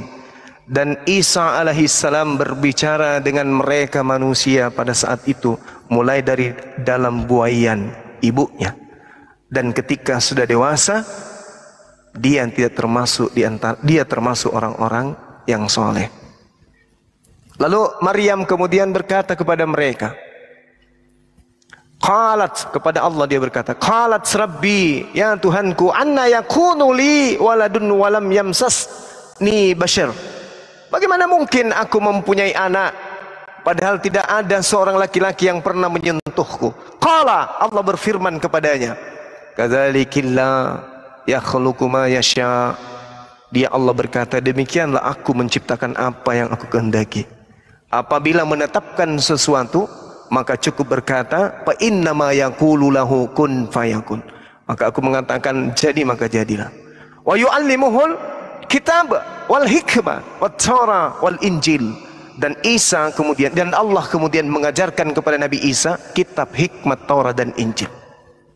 Nah, lalu kemudian dikatakan wa rasulan ila bani Israel, dan sebagai rasul kepada bani Israel. Dia kemudian berkata, Nabi Isa kemudian berkata, anni qad ji'tukum bi ayatin mir rabbikum. Aku telah datang kepada kalian semua dengan sebuah tanda mukjizat dari Tuhan kalian. Anni akhluqu lakum minat tin ka hay'atit tayri fa anfukhu fihi fayakunu tayrin bi iznillah. Yaitu aku membuat bagimu sesuatu dari tanah liat, membentuknya seperti burung, lalu aku meniupnya, maka ia menjadi seekor burung dengan izin Allah, bi iznillah. Wa unabbi'ukum bima ta'kuluna wa ma tadakhiruna fi buyutikum inna fi zalika la'ayatan lakum in kuntum mu'minin. Tolong tegur saya kalau saya salah baca. Dan aku memberitahukan kepadamu apa yang kamu makan dan apa yang kamu simpan di rumahmu. Sesungguhnya inna fi zalika la'ayatan lakum in kuntum mu'minin. Sesungguhnya pada yang demikian itu terdapat suatu tanda kebesaran kebenaran kerasulanku bagimu jika kamu orang yang beriman. Nah, lalu kemudian ketika Allah memberikan ini kepada Nabi Isa alaihissalam, apa yang terjadi? Falamma ahassa Isa minhumul kufra. Maka ketika Isa merasakan keingkaran mereka Bani Israel, Nabi Isa pun berkata, qala man ansari ilallah. Siapa yang akan menjadi muridku, menolong aku untuk menegakkan ajaran Allah? Qala al-hawariyuna. Murid-muridnya kemudian sahabatnya pun menjawab, nahnu ansarullah. Kamilah yang akan menolong ajaran Allah. Amanna billah. Kami beriman kepada Allah. Washhad bi anna muslimun. Dan saksikanlah bahwa kami murid-muridmu adalah orang-orang muslim. Jadi Nabi Isa kemudian melakukan kemudian pembelaan terhadap ibunya, pembelaan terhadap dirinya bahwa dia itu anak zina sebagaimana tuduhan orang Yahudi. Tapi Kristen tidak memberikan pembelaan, hanya dianggap justru lebih parah, yaitu manusia yang mati terkutuk di atas tiang salib. Apa jawaban Al-Quran tentang keadaan itu? Wa makaru. Mereka ahli Taurat, orang-orang Farisi, imam kepala, orang-orang Yahudi ahli kitab melakukan tipu muslihat. Mereka bersiasat membuat makar. Mazmur 26:59. Mereka kemudian melakukan tipu muslihat. Mereka bersaksi palsu demi untuk membunuh Yesus. Lalu di dalam Matius 27 nomor 18, Pilatus mengetahui bahwa mereka menyerahkan Nabi Allah untuk dihakimi dibunuh karena dengki. Apa yang terjadi? Allah menyelamatkan nabinya. Maka yang disalib ini adalah orang yang diserupakan. Itulah yang saudara Kristen sembah. Makanya tadi berjam-jam kita meminta data akuratnya. Di mana Tuhan Elohim menginginkan pembunuhan terhadap Yesus? Ternyata tak ada.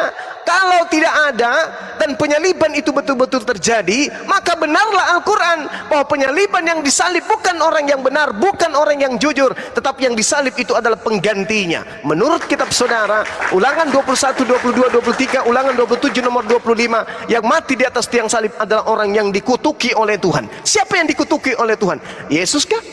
Bukan.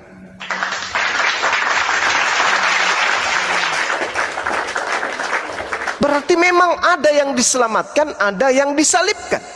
Yang disalibkan berdasarkan Amsal 21:18, Amsal 11 nomor 8 adalah orang yang berkhianat, adalah orang yang fasik. Siapa yang fasik antara Yesus dan Yudas? Nah ini, Anda mengatakan Yesus itu orang benar, yang disalib Yesus. Yang disalib ini orang terkutuk. Ya, kenapa dia terkutuk? Karena dia menebus dosa-dosa kita. Kenapa bisa menebus dosa-dosa kita? Karena hanya Yesus yang bisa mendamaikan kita. Kembali lagi, Yesus ini orang bersalah atau orang benar? Orang benar. Menurut Tuhan, bisakah orang benar dibunuh? Tidak bisa. Yesus bersalah atau tidak? Tidak bersalah. Yesus dibunuh atau tidak? Dibunuh. Kan kacau. Makanya dikatakan oleh Allah, wa makaru. Mereka membuat makar, mereka membuat tipu daya. Tapi apakah hanya sampai di situ? Tidak. Allah mengatakan wa makarallah. Allah membalas tipu daya mereka. Maka karena Allah membalas tipu daya mereka, apa yang terjadi? Rujak. Apa rujak itu? Di situ ada belimbing, di situ ada kedondong, di situ ada pepaya, di situ ada timun, di situ ada mangga. Semuanya bersatu di situ. Di situ manusia suci, di situ manusia terkutuk, di situ manusia benar, di situ orang fasik, di situ pemakan suap, di situ orang benar, pengkhianat. Berkumpul di situ menjadi satu. Intinya begitu meledak, boom. Salib adalah jalan menuju penebusan dosa orang-orang kafir. Gepeng. Inilah yang Al-Quran katakan wa makarallah. Allah membalas tipu daya mereka. Wallahu khairul makirin. Dan Allah adalah sebaik-baiknya pembalas tipu daya orang-orang kafir. Makanya orang-orang yang percaya terhadap penyaliban, mereka tidak pernah sadar kalau mereka itu sedang melakukan tipuan, tapi ternyata mereka yang menipu diri mereka sendiri. Coba tanya, siapa yang ada di Kristen di sini? Coba tanya. Yesus ini orang bersalah atau Yesus ini orang benar? Orang benar. Orang benar. Yang dibunuh di atas tiang salib ini orang bersalah atau orang terkutuk? Orang benar atau orang terkutuk? Orang benar. Di mana dalilnya bahwa yang dibunuh di atas tiang salib ini adalah orang benar? Nah, Galatia 3 nomor 13. Sebab ada tertulis, terkutuklah orang yang ada di atas tiang salib. Bukan dikatakan sebab ada tertulis, benarlah orang yang ada di atas tiang salib. Tapi terkutuk. Terkutuk ini orang benar atau orang salah? Galatia berapa? Galatia 3 nomor 13. Ayat 13. Oke, saudara mengatakan Yesus ini adalah orang benar. Oke, orang yang di atas tiang salib ini adalah orang terkutuk atau orang benar? Orang benar. Mana dalilnya? Sedangkan saya mampu menunjukkan dalil di dalam Galatia 3 nomor 13 yang ada di atas tiang salib ini adalah orang terkutuk, bukan orang benar. Wa makaru wa makarallah wallahu khairul makirin. Ini bercerita tentang penyaliban, Bung. Orang-orang pada masa itu melakukan makar tipu daya, tapi Allah membalas makar mereka. Inilah akibatnya, kasihan ente. Anda mengatakan Yesus itu orang benar atau orang bersalah? Anda mengatakan orang benar. Yang mati di atas tiang salib ini orang benar atau orang terkutuk? Anda mengatakan orang benar. Mana dalilnya? Diam. Kalau begitu, kalau bukan orang benar, berarti ada dalilnya yang dibunuh ini adalah orang terkutuk. Ada, mana? Galatia 3 nomor 13, Ulangan 21 nomor 22 nomor 23. Jadi izinkan saya bicara Bang Juma. Silakan. Begini Bang Juma, itu menurut kami ya, itu menurut kami. Ada memang tertulis di Galatia 3 ayat 13, terkutuklah orang yang ada di tiang salib. Benar kan? Yes. Ya. Namun begini Bang Juma, kemungkinan disitulah kadang ini diskusi ya, kita diskusi seperti yang Abang Juma bilang, ini diskusi. Kalau kami, iman kami orang Kristen begini caranya. Walaupun ayat itu tertulis Galatia 3 ayat 13, terkutuklah orang yang ada di tiang salib. Kami tidak mengartikannya dalam begini. Jika orang yang di tiang salib itu terkutuk, enggak. Pemahaman kami begini caranya. Siapapun orang yang mati yang tidak secara wajar itu terkutuk. Berarti ibaratnya kami tidak menyukai hal yang seperti itu. Kami tidak menyukai hal orang mati secara tidak wajar gitu. Jadi terkutuklah namanya gitu loh. Bukan berarti karena Yesus mati di tiang salib dia terkutuk. Bagi kami terkutuklah kau gitu. Enggak. Itulah pemahaman kami. Oke. Jadi ibaratnya bagi kami contohnya gini, maaf Bang Juma, orang yang mati ketabrak. Siapa sih orang yang ingin mati ketabrak gitu loh. Jadi kita menghindari yang seperti itu. Itulah maknanya kami ambil dari ayat Galatia 3 sampai 13 itu. Oke. Baik, jadi gini, Bung. Saya suka ketika muncul atau hadir seorang pendebat yang menggunakan narasi logika sehat. Jadi gini, ketika Anda menggunakan Galatia 3 nomor 13, di situ ada kata ginomai. Orang ini menjadi kutuk. Kenapa dia menjadi kutuk? Karena kita. Bukan karena nubuat. Tapi karena kita. Kok karena kita? Karena dosa-dosa kita. Nah ini akan menjadi masalah berat.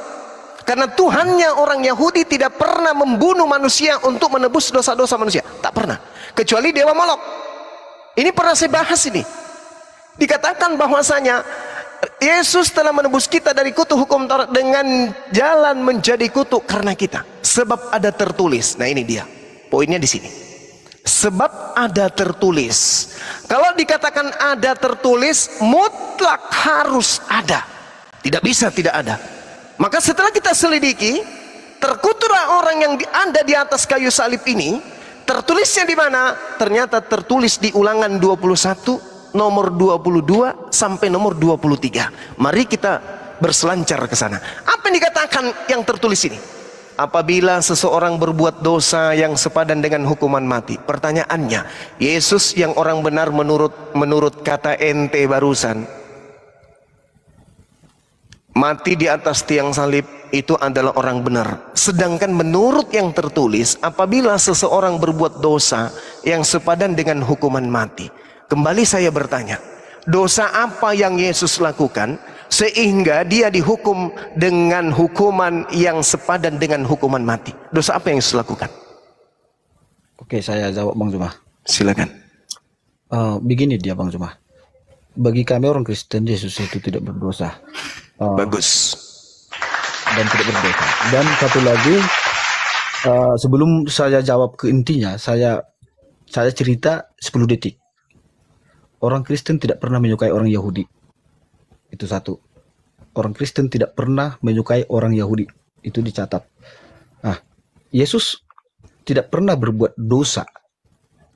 Tidak pernah. Tapi dia disalibkan. Yang menyalibkan adalah orang Yahudi. Orang Yahudi sendiri sangat benci sama Yesus. Karena apa? Karena orang Yahudi merasa Yesus itu mengaku dia Tuhan. Padahal orang Yahudi pada waktu itu memakai kitab Taurat. Mereka tidak percaya. Dan sehingga para pengkhotbah di zaman dulu benci melihat Yesus karena Yesus itu melangkahi mereka, mengelangkahi pengetahuan mereka, melebihi pengetahuan mereka. Sehingga orang Yahudi yang lain benci sama dia.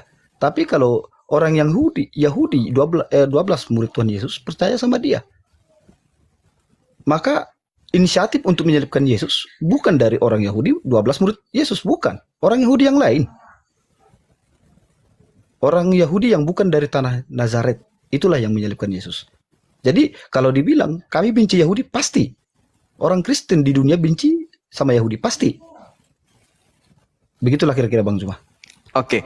Ada 3 yang kemudian menjadi eksekutor pembunuhan terhadap Yesus. Yang pertama iblis, dalam hal ini Yudas. Yang ketiga adalah orang Yahudi, yang kedua orang Yahudi. Yang ketiga adalah orang Romawi. Ya. Yang mana yang Anda benci di sini? Anda mengatakan orang Yahudi. Bagaimana dengan iblis? Apakah Anda juga benci? Sangat benci. Benci. Bagaimana dengan orang Roma?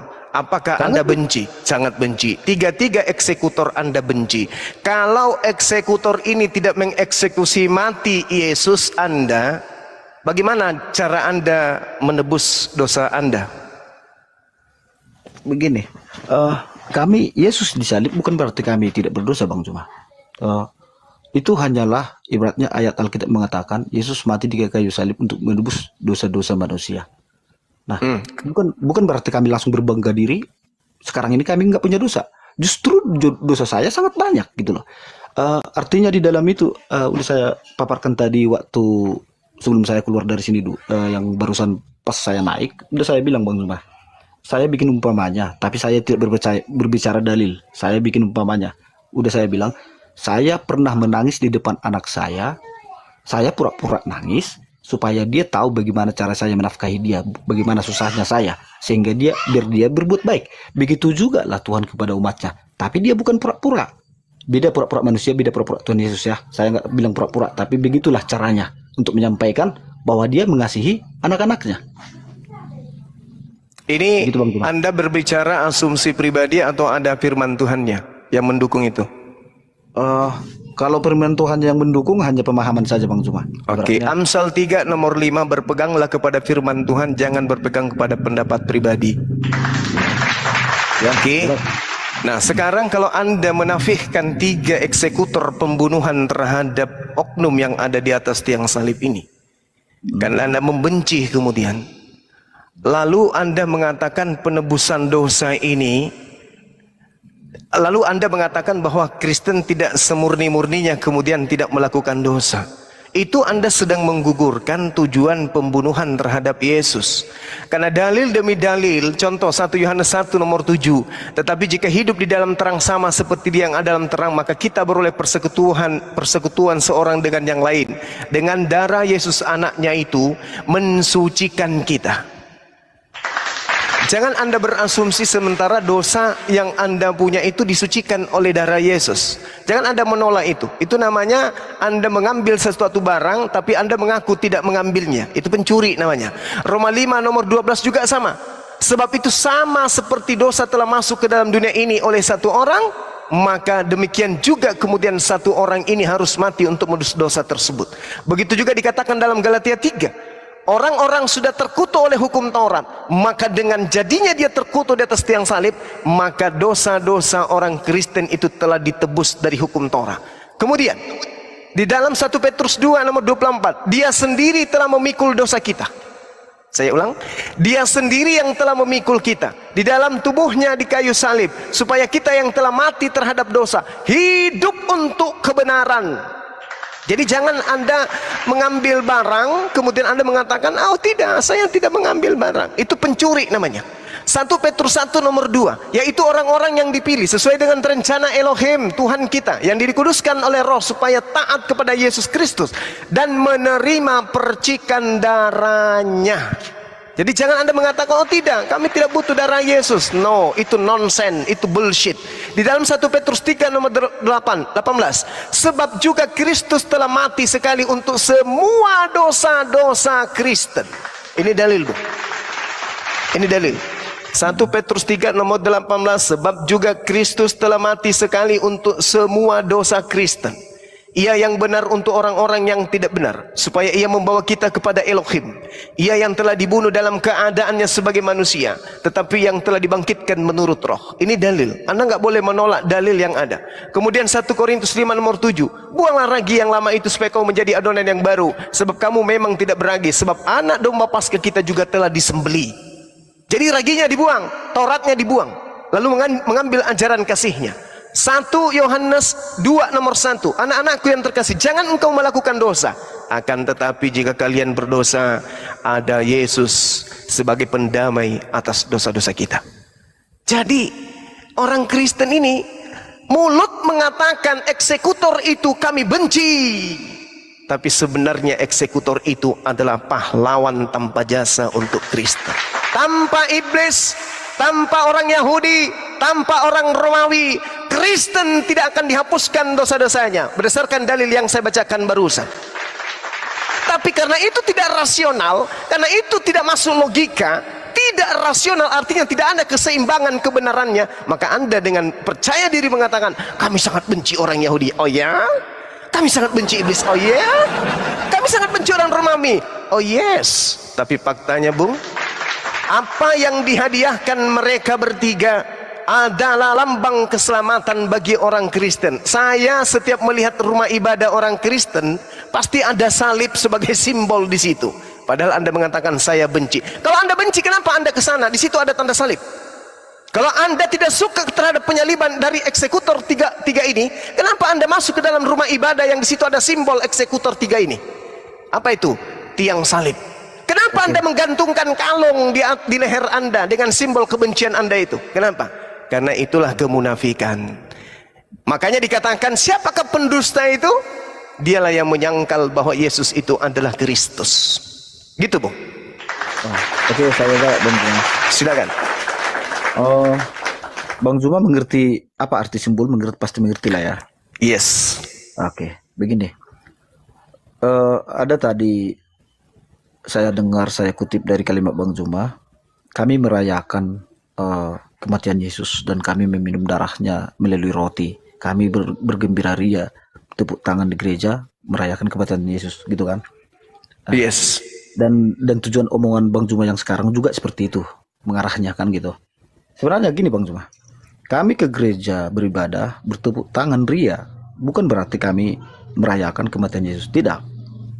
Kami hanya mengenang segitu berkorbannya Yesus untuk kami. Kenapa kami harus berbuat jahat? Kenapa kami tidak menyerahkan diri kami sendiri? Itulah tujuan kami beribadah. Makanya kami tepuk tangan. Bukan berarti karena kami bahagia, tidak. Dan hadiah yang Bang Zuma bilang dari 3 penjahat ini yang menyalibkan Yesus secara tidak langsung sudah memberikan hadiah untuk adanya orang Kristen. Jadi seperti yang dibilang tadi ada si Ono itu udah nubuatan. Kami percaya nubuatan itu. Jadi bukan berarti kami dihadiahi biar ada agama Kristen dihadiahi dengan penyaliban Yesus, tidak Bang Zuma. Tidak. Kalau kami berprinsip begini, Yesus mati di kayu salib untuk menebus dosa. Itulah kalimat yang ada tertulis dalam Alkitab. Ayatnya nggak tahu aku. Oke, udah bila saya bilang saya pendosa, saya Kristen dan saya pasti 100% masuk neraka karena saya jahat orangnya. 17 tahun saya tidak pernah gereja, tidak pernah beribadah. Saya jahat. Jadi gitu kan, saya mengakui saya jahat. Bukan karena Yesus sudah disalib saya masuk surga, enggak. Yang pasti saya masuk neraka. Itu saya pastikan itu. Karena saya jahat, berbuat jahat sampai sekarang. Jadi namun naluri saya berkata, Bang Zuma, pemahaman arti Kristen itu bukan seperti yang Bang Zuma bilang. Kami bertepuk tangan di gereja untuk merayakan kematian Yesus. Orang Yesus sudah mati kalian rayakan. Enggak Bang Zuma. Justru kami sangat sedih ketika kami di gereja. Pikiran kami adalah begini, segitu berkorbannya Yesus itu untuk kami, kenapa kami harus berbuat jahat lagi? Kenapa kami tidak berbuat baik? Itulah Bang Zuma. Sebelum ke Gurunda ya, begini Pak Chandra, izin Gurunda setengah menit. Masya Allah ya, saya jadi nada-nada Anda ini ya, kedengarannya orang baik ya. Mungkin untuk diskusi ini Anda coba buka hati, buka pikiran, dan nanti mungkin Anda bisa dikasih pencerahan oleh Gurunda Bang Zuma ya. Dan ketika ada sesuatu yang tidak masuk logika, Anda harus jujur kepada diri Anda sendiri. Lanjut Gurunda. Oke, baik. Anda keliru, Bung. Satu, kelirunya di sini. Anda mengatakan Anda bersedih sambil tepuk tangan. Gimana itu? Saya bayangkan dulu ya. Bersedih tepuk tangan. Nggak nyambung. Narasi Anda bersedih campur tepuk tangan itu nggak nyambung. Kecuali kalau Anda kehilangan akal pada saat itu, mungkin karena narkoba atau mungkin karena minuman keras. Ya. Kabur dia. Waduh, kok kabur? Kenapa?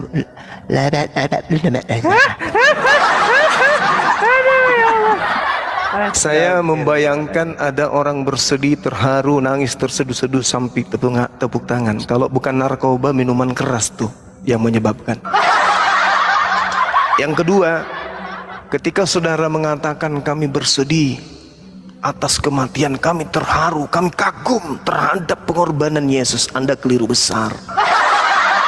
Kalau Anda ini bukan pendusta, kalau Anda ini bukan orang fasik, kalau Anda ini bukan orang munafik, maka harusnya Anda berkata, kami kagum terhadap kebohongan-kebohongan imam Yahudi. Kami sangat terharu dengan pengkhianatan iblis, dan kami sangat kagum terhadap tentara-tentara Romawi. Atas merekalah perjuangan mereka. Mereka rela berdosa, mereka rela bersaksi dusta, mereka rela kemudian berkhianat demi untuk keselamatan kami Kristen. Wahai engkau iblis, wahai engkau tentara Romawi, dikau orang-orang Yahudi yang telah menyalibkan Yesus. Thank you bro. Kalau Anda orang jujur, harusnya Anda berlaku seperti itu. Makanya Al-Quran mengatakan kalian itu orang zalim sesalim-zalimnya. Ulaika hum syarrul bariyah.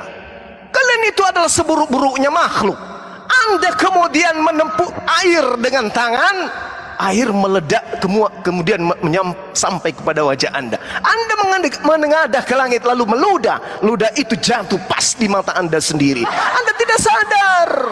Anda mengatakan mereka bukan pahlawan, mereka itu adalah orang-orang pendosa.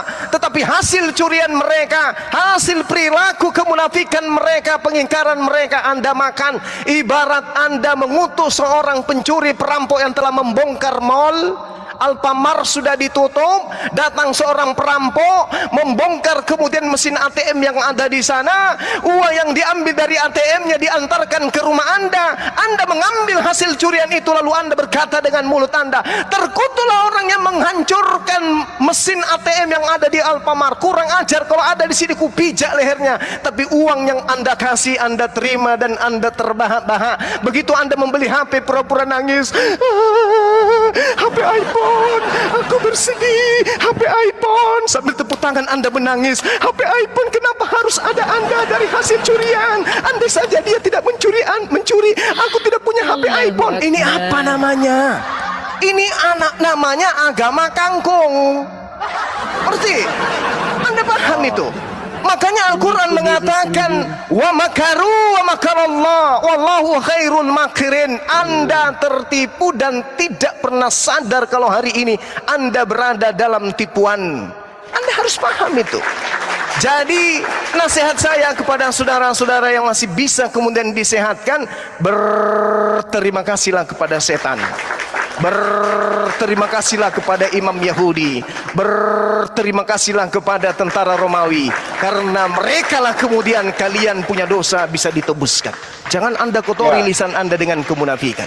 Demikian. Oke, Suma. Pak Ono, izin bentar. Ini saya sapa dulu Pak Abu Pidi, monitor Pak Abu Pidi. Pak Abu Pidi, wih. lanjut Pak Ono, lanjut. Maaf ya Pak Abu Pidi ya, maaf. Lanjut. Oke, jadi begini Pak Suma, Pak Suma atau Mas Suma. Ya. Jadi Daeng, begini ya. Kita bisa diskusi. Sebenarnya Anda Muslim punya kesempatan untuk bertobat karena Tuhan berkehendak. Aduh, berkhotbah. Astagfirullahaladzim. Ini baru mulai ini host. Dikasih iPhone dari hasil curian, mengutuk pencurinya iPhone-nya digenggam. Ini baru mulai ini host. Terkutuklah engkau yang mencuri mesin ATM. Tapi HP sudah ada di kantong, duit sudah ada di dompet. Gimana ceritanya ini, bro? Kematian Yesus itu Tuhan berkehendak. Yesaya 53 ayat 10. Yesaya 53 atau tentara Romawi dan iblis yang menyebabkan Yesus mati? Yesaya 53 ayat 10. Saya tanya, kematian Yesus disebabkan oleh Yesaya 53 atau iblis plus Romawi dan juga Yahudi? Jadi apapun cerita Anda itu sudah ada. Ya udah. Anda kan minta dalil. Udah berarti. Kan? Ya udah, kalau apapun cerita Anda, berarti Anda sudah tidak mau menggunakan akal. Pertanyaan saya sederhana loh. Kematian Yesus itu berkat Yesaya 53 atau berkat iblis, orang-orang Yahudi dan orang Roma? Cuma kan tadi tanya apakah kematian Yesus itu dikehendaki Elohim. Makanya baca Yesaya 53 ayat 10. Tuhan berkehendak. Kalau kemudian Tuhan yang berkehendak seperti itu, kenapa kemudian Yesus tidak tampil lagi di muka umum di antara orang-orang Yahudi? Melainkan Yesus kemudian mengungsi ke daerah dekat padang gurun di sebuah kota yang bernama Efraim, dan di situ Yesus tinggal bersama-sama muridnya sembunyi. Kenapa? Kenapa? Kenapa?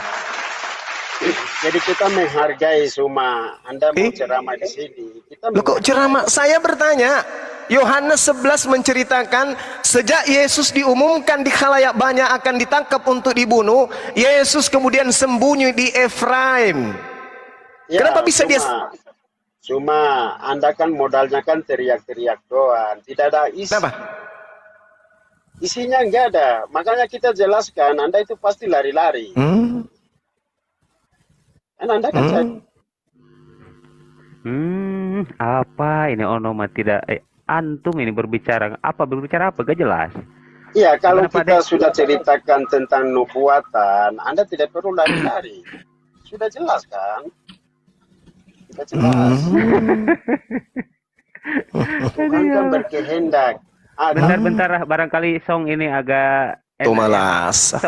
Song, selamat malam Song. Ya, selamat malam. Gimana? Itu baru Mas Song. Ya, silakan. Ini onoma di mute saja dulu ya. Baru masuk atau udah nyimak dari tadi, Song? Enggak, baru masuk. Oh, ya udah nyimak dulu aja. Lanjut. Ya, nyimak dulu ya. Sugi, silakan. Ya, Yesaya 53 itu sama sekali bukan untuk Yesus. Apalagi kalau kita baca di ayat 5 ya, itu kan mungkin Muhammad. Bentar dulu, diem lah. Kalau nggak diem turun loh. Ada orang jawab dihargai ngapa? Ya, di Yesaya 53 ayat 7 kita baca, dia dianiaya tetapi ia membiarkan dirinya ditindas dan tidak membuka mulutnya seperti domba yang dibawa ke pembantaian. Sekarang kita lihat ketika Yesus dibawa ke hadapan Pilatus, apakah dia membuka mulut atau tidak?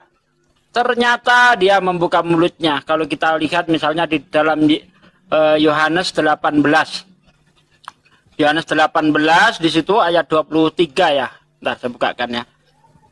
Yohanes 18 ayat 23.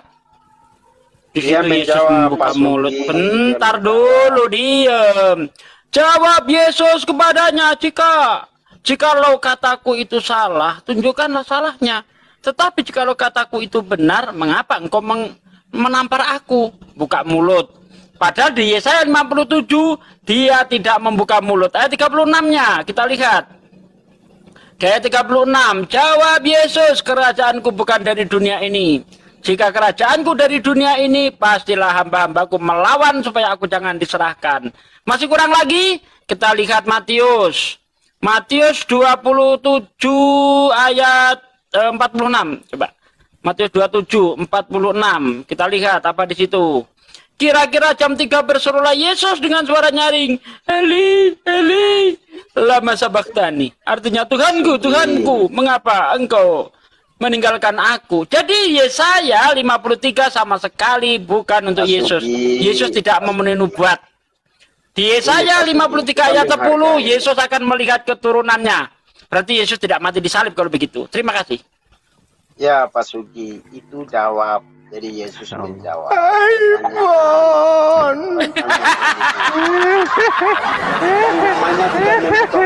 Pada saat dia disiksa, dia tidak membuka mulut.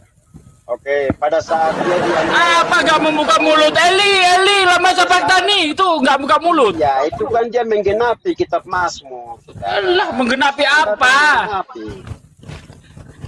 Di dalam kitab Mazmur bukan Eli lama sabaktani. Eli lama azab tani. Beda banget, jauh. Nggak menggenapi, nggak cocok. Nubuatan tentang Yesus satu iota pun tidak akan dibiarkan. Dia akan menggenapi semua apa yang dikatakan tentang dia dalam kitab para nabi. Sudah jelas Pak Suci. Oke, Pak Onoma lanjut, Gurunda. Oke, baik. Anda berhadapan dengan orang Farisi, berhadapan dengan ahli Taurat loh ini ya. Kalau berbicara mengenai orang Farisi ini adalah level tertinggi dari golongan orang Yahudi dalam memahami perjanjian lama. Saya tanya kepada saudara Onoma, apakah saudara bisa berbahasa Ibrani? Jawab.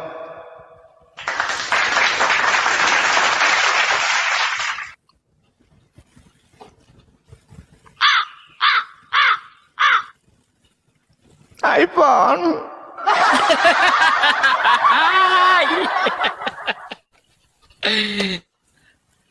Anda mengais kitabnya orang Yahudi. Yesaya 53, nubuatan untuk Yesus. Kemudian yang mengeksekusi Yesus tidak menjadikan Yesaya 53 itu acuannya. Ente siapa? Membaca Ibrani aja tidak bisa. Ente bukan ahli kitab. Ahli kitabnya berkumpul. Baca Yohanes 11. Mereka berkumpul. Ahli Taurat berkumpul. Imam-imam kepala berkumpul. Mahkamah agama berkumpul. Mereka ini big boss di dalam memahami perjanjian lama. Berkumpul mereka kemudian mengambil satu kesimpulan. Orang ini harus dibunuh, karena kalau kita tidak membunuh Yesus, maka bangsa kita akan dirampas oleh orang Roma. Mana dalilnya? Tak bacain kepada saudara. Banyak di antara orang-orang Yahudi, ahli Taurat, menyaksikan sendiri apa yang diperbuat Yesus. Tetapi ada yang pergi kemudian ke orang Farisi, ke ahli Taurat, menceritakan kepada mereka apa yang Yesus perbuat di tengah-tengah mereka. Apa yang terjadi kemudian setelah mereka melihat Yesus bisa bermukjizat dan membuat mata orang Yahudi terbuka? Orang-orang imam kepala mahkamah agama, orang Farisi dan ahli Taurat pun kemudian bingung. Aduh, bahaya ini, bahaya. Yesus ini ancaman besar bagi kita. Di dalam Yohanes 11 nomor 47 kemudian dikatakan begini, lalu imam-imam kepala dan orang-orang Farisi mengundang mahkamah agama untuk sidang, berkumpul, dan mereka berkata, apa yang harus kita buat? Ada apa rupanya? Ini loh Yesus, kenapa dia? Orang ini membuat banyak mukjizat, bro. Apabila kita biarkan Yesus, maka semua orang akan percaya kepada Yesus. Lalu kenapa kalau memang orang semua percaya kepada bahlul, orang-orang Roma akan datang dan merampas tempat suci kita serta merampas bangsa kita. Kalau kita biarkan Yesus, orang-orang Roma yang akan datang merampas dan mengambil bangsa kita. Kenapa orang Farisi, mahkamah agama yang sudah diundang, yang sudah dalam keadaan genting, dalam keadaan yang emergensi, kemudian kenapa tidak membawa Yesaya 53? Kenapa? Lucu kau semua, lucu kau. Narasi iPhone. Kenapa imam-imam kepala, orang-orang Farisi, mahkamah agama, ahli Taurat, ketika mereka khawatir negaranya dirampas orang Roma, kenapa tidak menjadikan Yesaya 53 sebagai alasan untuk membunuh Yesus? Kenapa? Itu Israel itu ada di bawah tekanan. Itu ada di bawah itu. Kenapa? Anda tahu penjajahan enggak? Itu ini dalilnya. Ini dalilnya Matius 26 nomor 51. Maka mulai hari itu imam-imam kepala dan mahkamah agama melakukan kesaksian dusta. Cuma Anda jangan ngomong itu, nanti lucu. Anda belajar sejarah dulu. Matius 26 nomor 51, mulai hari itu imam-imam kepala dan mahkamah agama melakukan kesaksian palsu untuk membunuh Yesus. Kenapa tidak dikatakan mulai hari itu imam-imam kepala, mahkamah agama menjadikan Yesaya 53 sebagai alat untuk membunuh Yesus? Kenapa? Cuma Anda belajar baik dulu sejarah. Kita jelaskan sini percuma, Anda tidak akan masuk dalam otakmu. Mati meja. iPhone ini dalil kitab saudara. Mereka sepakat membunuh Yesus karena mereka takut kemudian bangsanya dirampas oleh Roma, bukan karena dosa waris. Makanya pada tahun itu seorang di antara mereka, yaitu Kayafas, imam besar pada tahun itu. Salah, cuma Anda belajar baik. Yohanes 11 nomor 48, nomor 49. Belajar Muhammad. Tetapi seorang di antara mereka, yaitu Kayafas. Nggak bagus itu debatnya tuh, turunin aja. Nggak ada gunanya. Nggak ada data mau naik. Cuma gitu doang. Turunin. Lanjut. Tetapi seorang di antara mereka, yaitu Kayafas, imam besar. Kenapa Kayafas disebut imam besar? Apakah karena karena Kayafas ini Kristen? Bukan. Kayafas disebut sebagai imam besar apakah karena dia buta Ibrani? Tidak. Kayafas disebut imam besar karena dia tidak mengerti kitab Taurat, kitabnya para nabi? Tidak juga. Kayafas disebut sebagai imam besar karena dia bukan ahli Taurat? Tidak mungkin. Kayafas disebut imam besar karena dia adalah ahli di atas ahli Taurat, ahli di atas kitab-kitabnya para nabi Bani Israel. Makanya dia dilantik menjadi imam besar.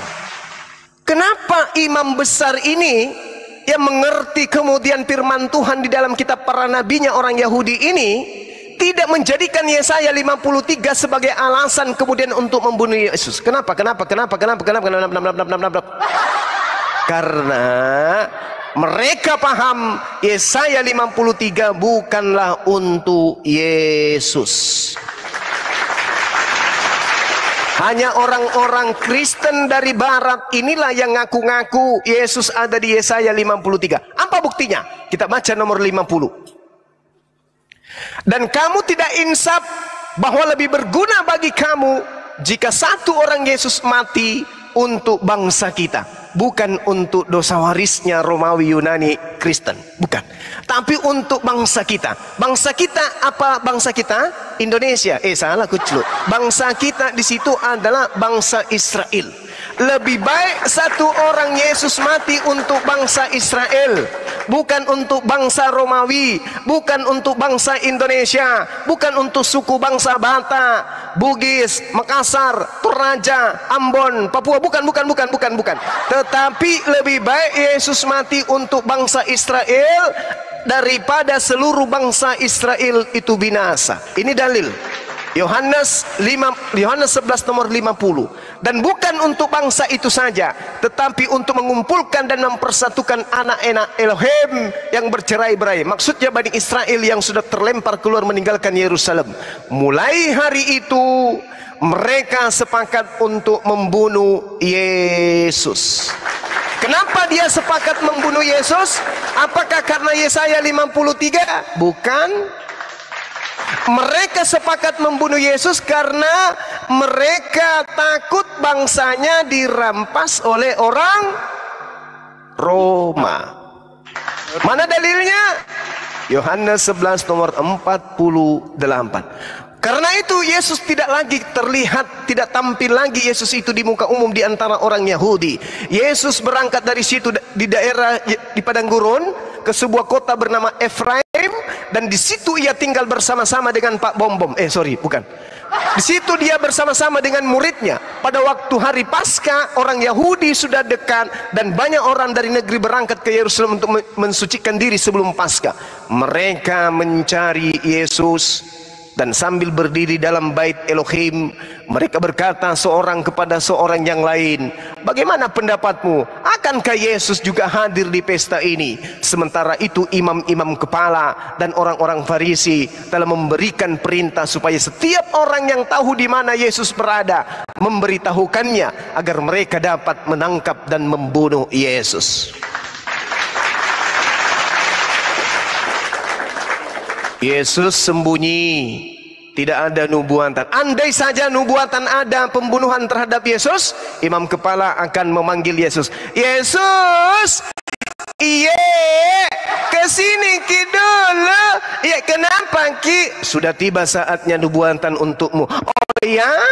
Yes. Kapan itu? Hari Paskah. Ayo siapkan tiang, siapkan tali. Pakku sudah dibeli belum? Belum Yesus? Ya sudah beli dong. Aku udah nggak tahan ini. Ini harus digenapi segera. Tapi apa yang terjadi? Ibrani 5 nomor 7. Dia telah mempersembahkan doa yang bersungguh-sungguh kepada Bapa yang mampu menyelamatkannya dari kematian, dari penyaliban. Dan atas kesolehannya, doanya dikabulkan. Yesus berdoa agar diselamatkan dari maut, dan atas kesalehannya doanya dikabulkan. Doanya ini berbunyi apa? Tuhan, selamatkanlah aku dari kematian.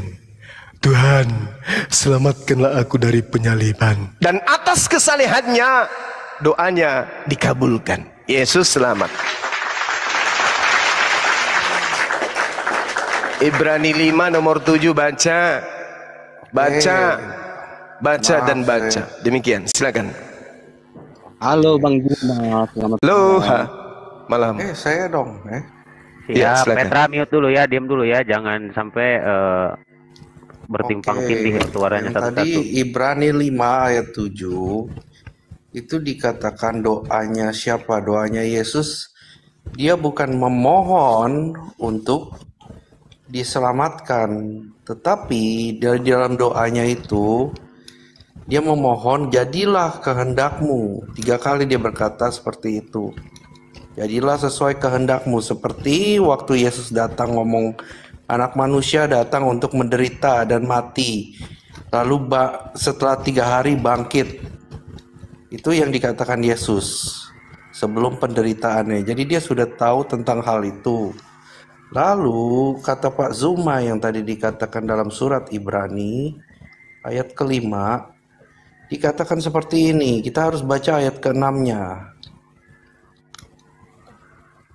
Anakku, demikian Kristus tidak ayat ke-5 dikatakan Ibrani 5:5, demikian pula Kristus tidak memuliakan dirinya sendiri dengan menjadi imam besar, tetapi dimuliakan oleh Dia yang berfirman kepadanya, anakku, engkau telah kuperanakan hari ini, sebagaimana firman-Nya dalam satu nas lain, engkau adalah imam untuk selama-lamanya menurut peraturan Melkisedek.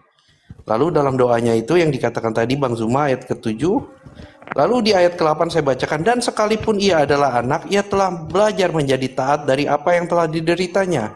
Dan sesudah ia mencapai kesempurnaannya, ia menjadi pokok keselamatan yang abadi bagi semua orang yang taat kepadanya.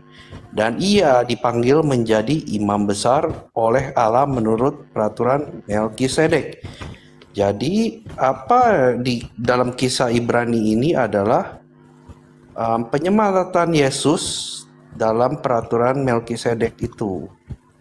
Jadi bukannya permintaan dia untuk diselamatkan dari tiang salib.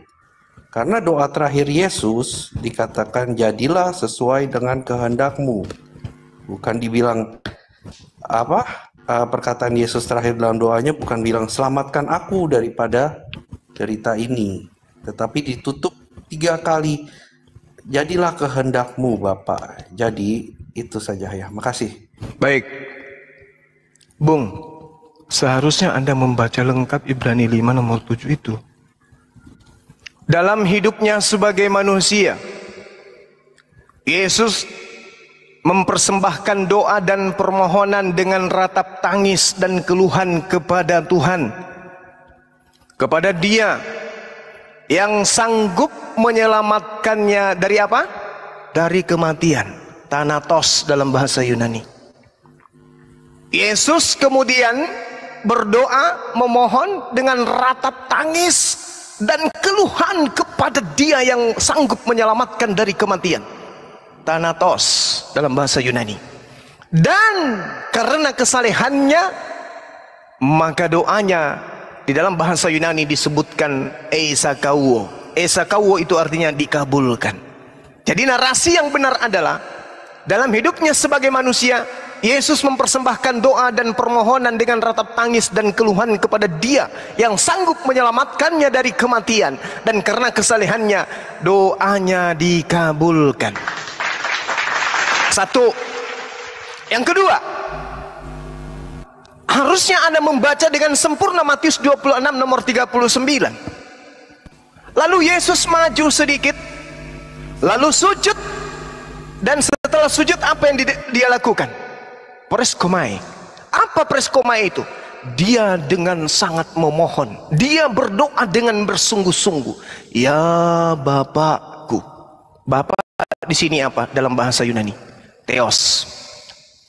Theos di sini dipanggil Pater, Tuhan. Ya Tuhanku, jikalau sekiranya mungkin biarlah cawan ini berlalu daripadaku, tetapi jangan seperti yang ku kehendaki, melainkan seperti yang Engkau kehendaki. Pertanyaannya, kehendak Yesus ini tidak mau dibunuh. Apa buktinya? Sejak saat itu Yesus tidak lagi mempertontonkan dirinya di depan umum, di orang-orang Yahudi, melainkan beliau kemudian pergi bersembunyi di sebuah padang gurun, di kota yang penuh dengan padang gurun di Efraim bersama dengan murid-muridnya. Itu kehendak Yesus. Kehendak yang kedua adalah kehendak Bapa. Apa kehendak Bapa? Jangan kau membunuh Mesiasku. Mazmur 105 nomor 15. Jangan kau mengganggu orang yang kuurapi. Jangan engkau berbuat jahat kepada nabi-nabiku. Keluaran 23 nomor 7. Jangan kau menyebarkan dusta. Nomor 28, jangan kau menyebarkan dusta, jangan kau percaya akan dusta. Orang yang benar tidak boleh kau bunuh. Orang yang tidak bersalah jangan kau bunuh, sebab aku Tuhan tidak akan membenarkan orang yang bersalah. Ini kehendak Bapa. Jadi kehendak Bapa dan kehendak Yesus sama-sama, dua-duanya tidak berkehendak untuk melakukan pembunuhan terhadap Yesus. Atas kehendak siapa Yesus dibunuh? Iblis. Siapa lagi? Orang-orang Yahudi. Siapa lagi? Orang-orang Romawi. Mana kehendak Bapa agar Yesus dibunuh? Ada yang bisa tunjukkan kepada saya? Tak ada. Jadi yang disalib ini siapa? Karena tak ada kehendak Bapa kemudian agar Yesus itu dibunuh. Yang berkehendak membunuh Yesus adalah iblis. Berarti orang-orang, komunitas, kelompok, agama, kepercayaan yang mengimani penyaliban itu sebagai jalan keselamatan adalah mereka kemudian yang mengimani pekerjaan iblis. Barang siapa yang percaya kepada pekerjaan iblis sebagai pekerjaan keselamatan, sebagai jalan keselamatan, maka mereka adalah saudara-saudara iblis. Iblislah yang menjadi bapakmu dan kamu mau melakukan keinginan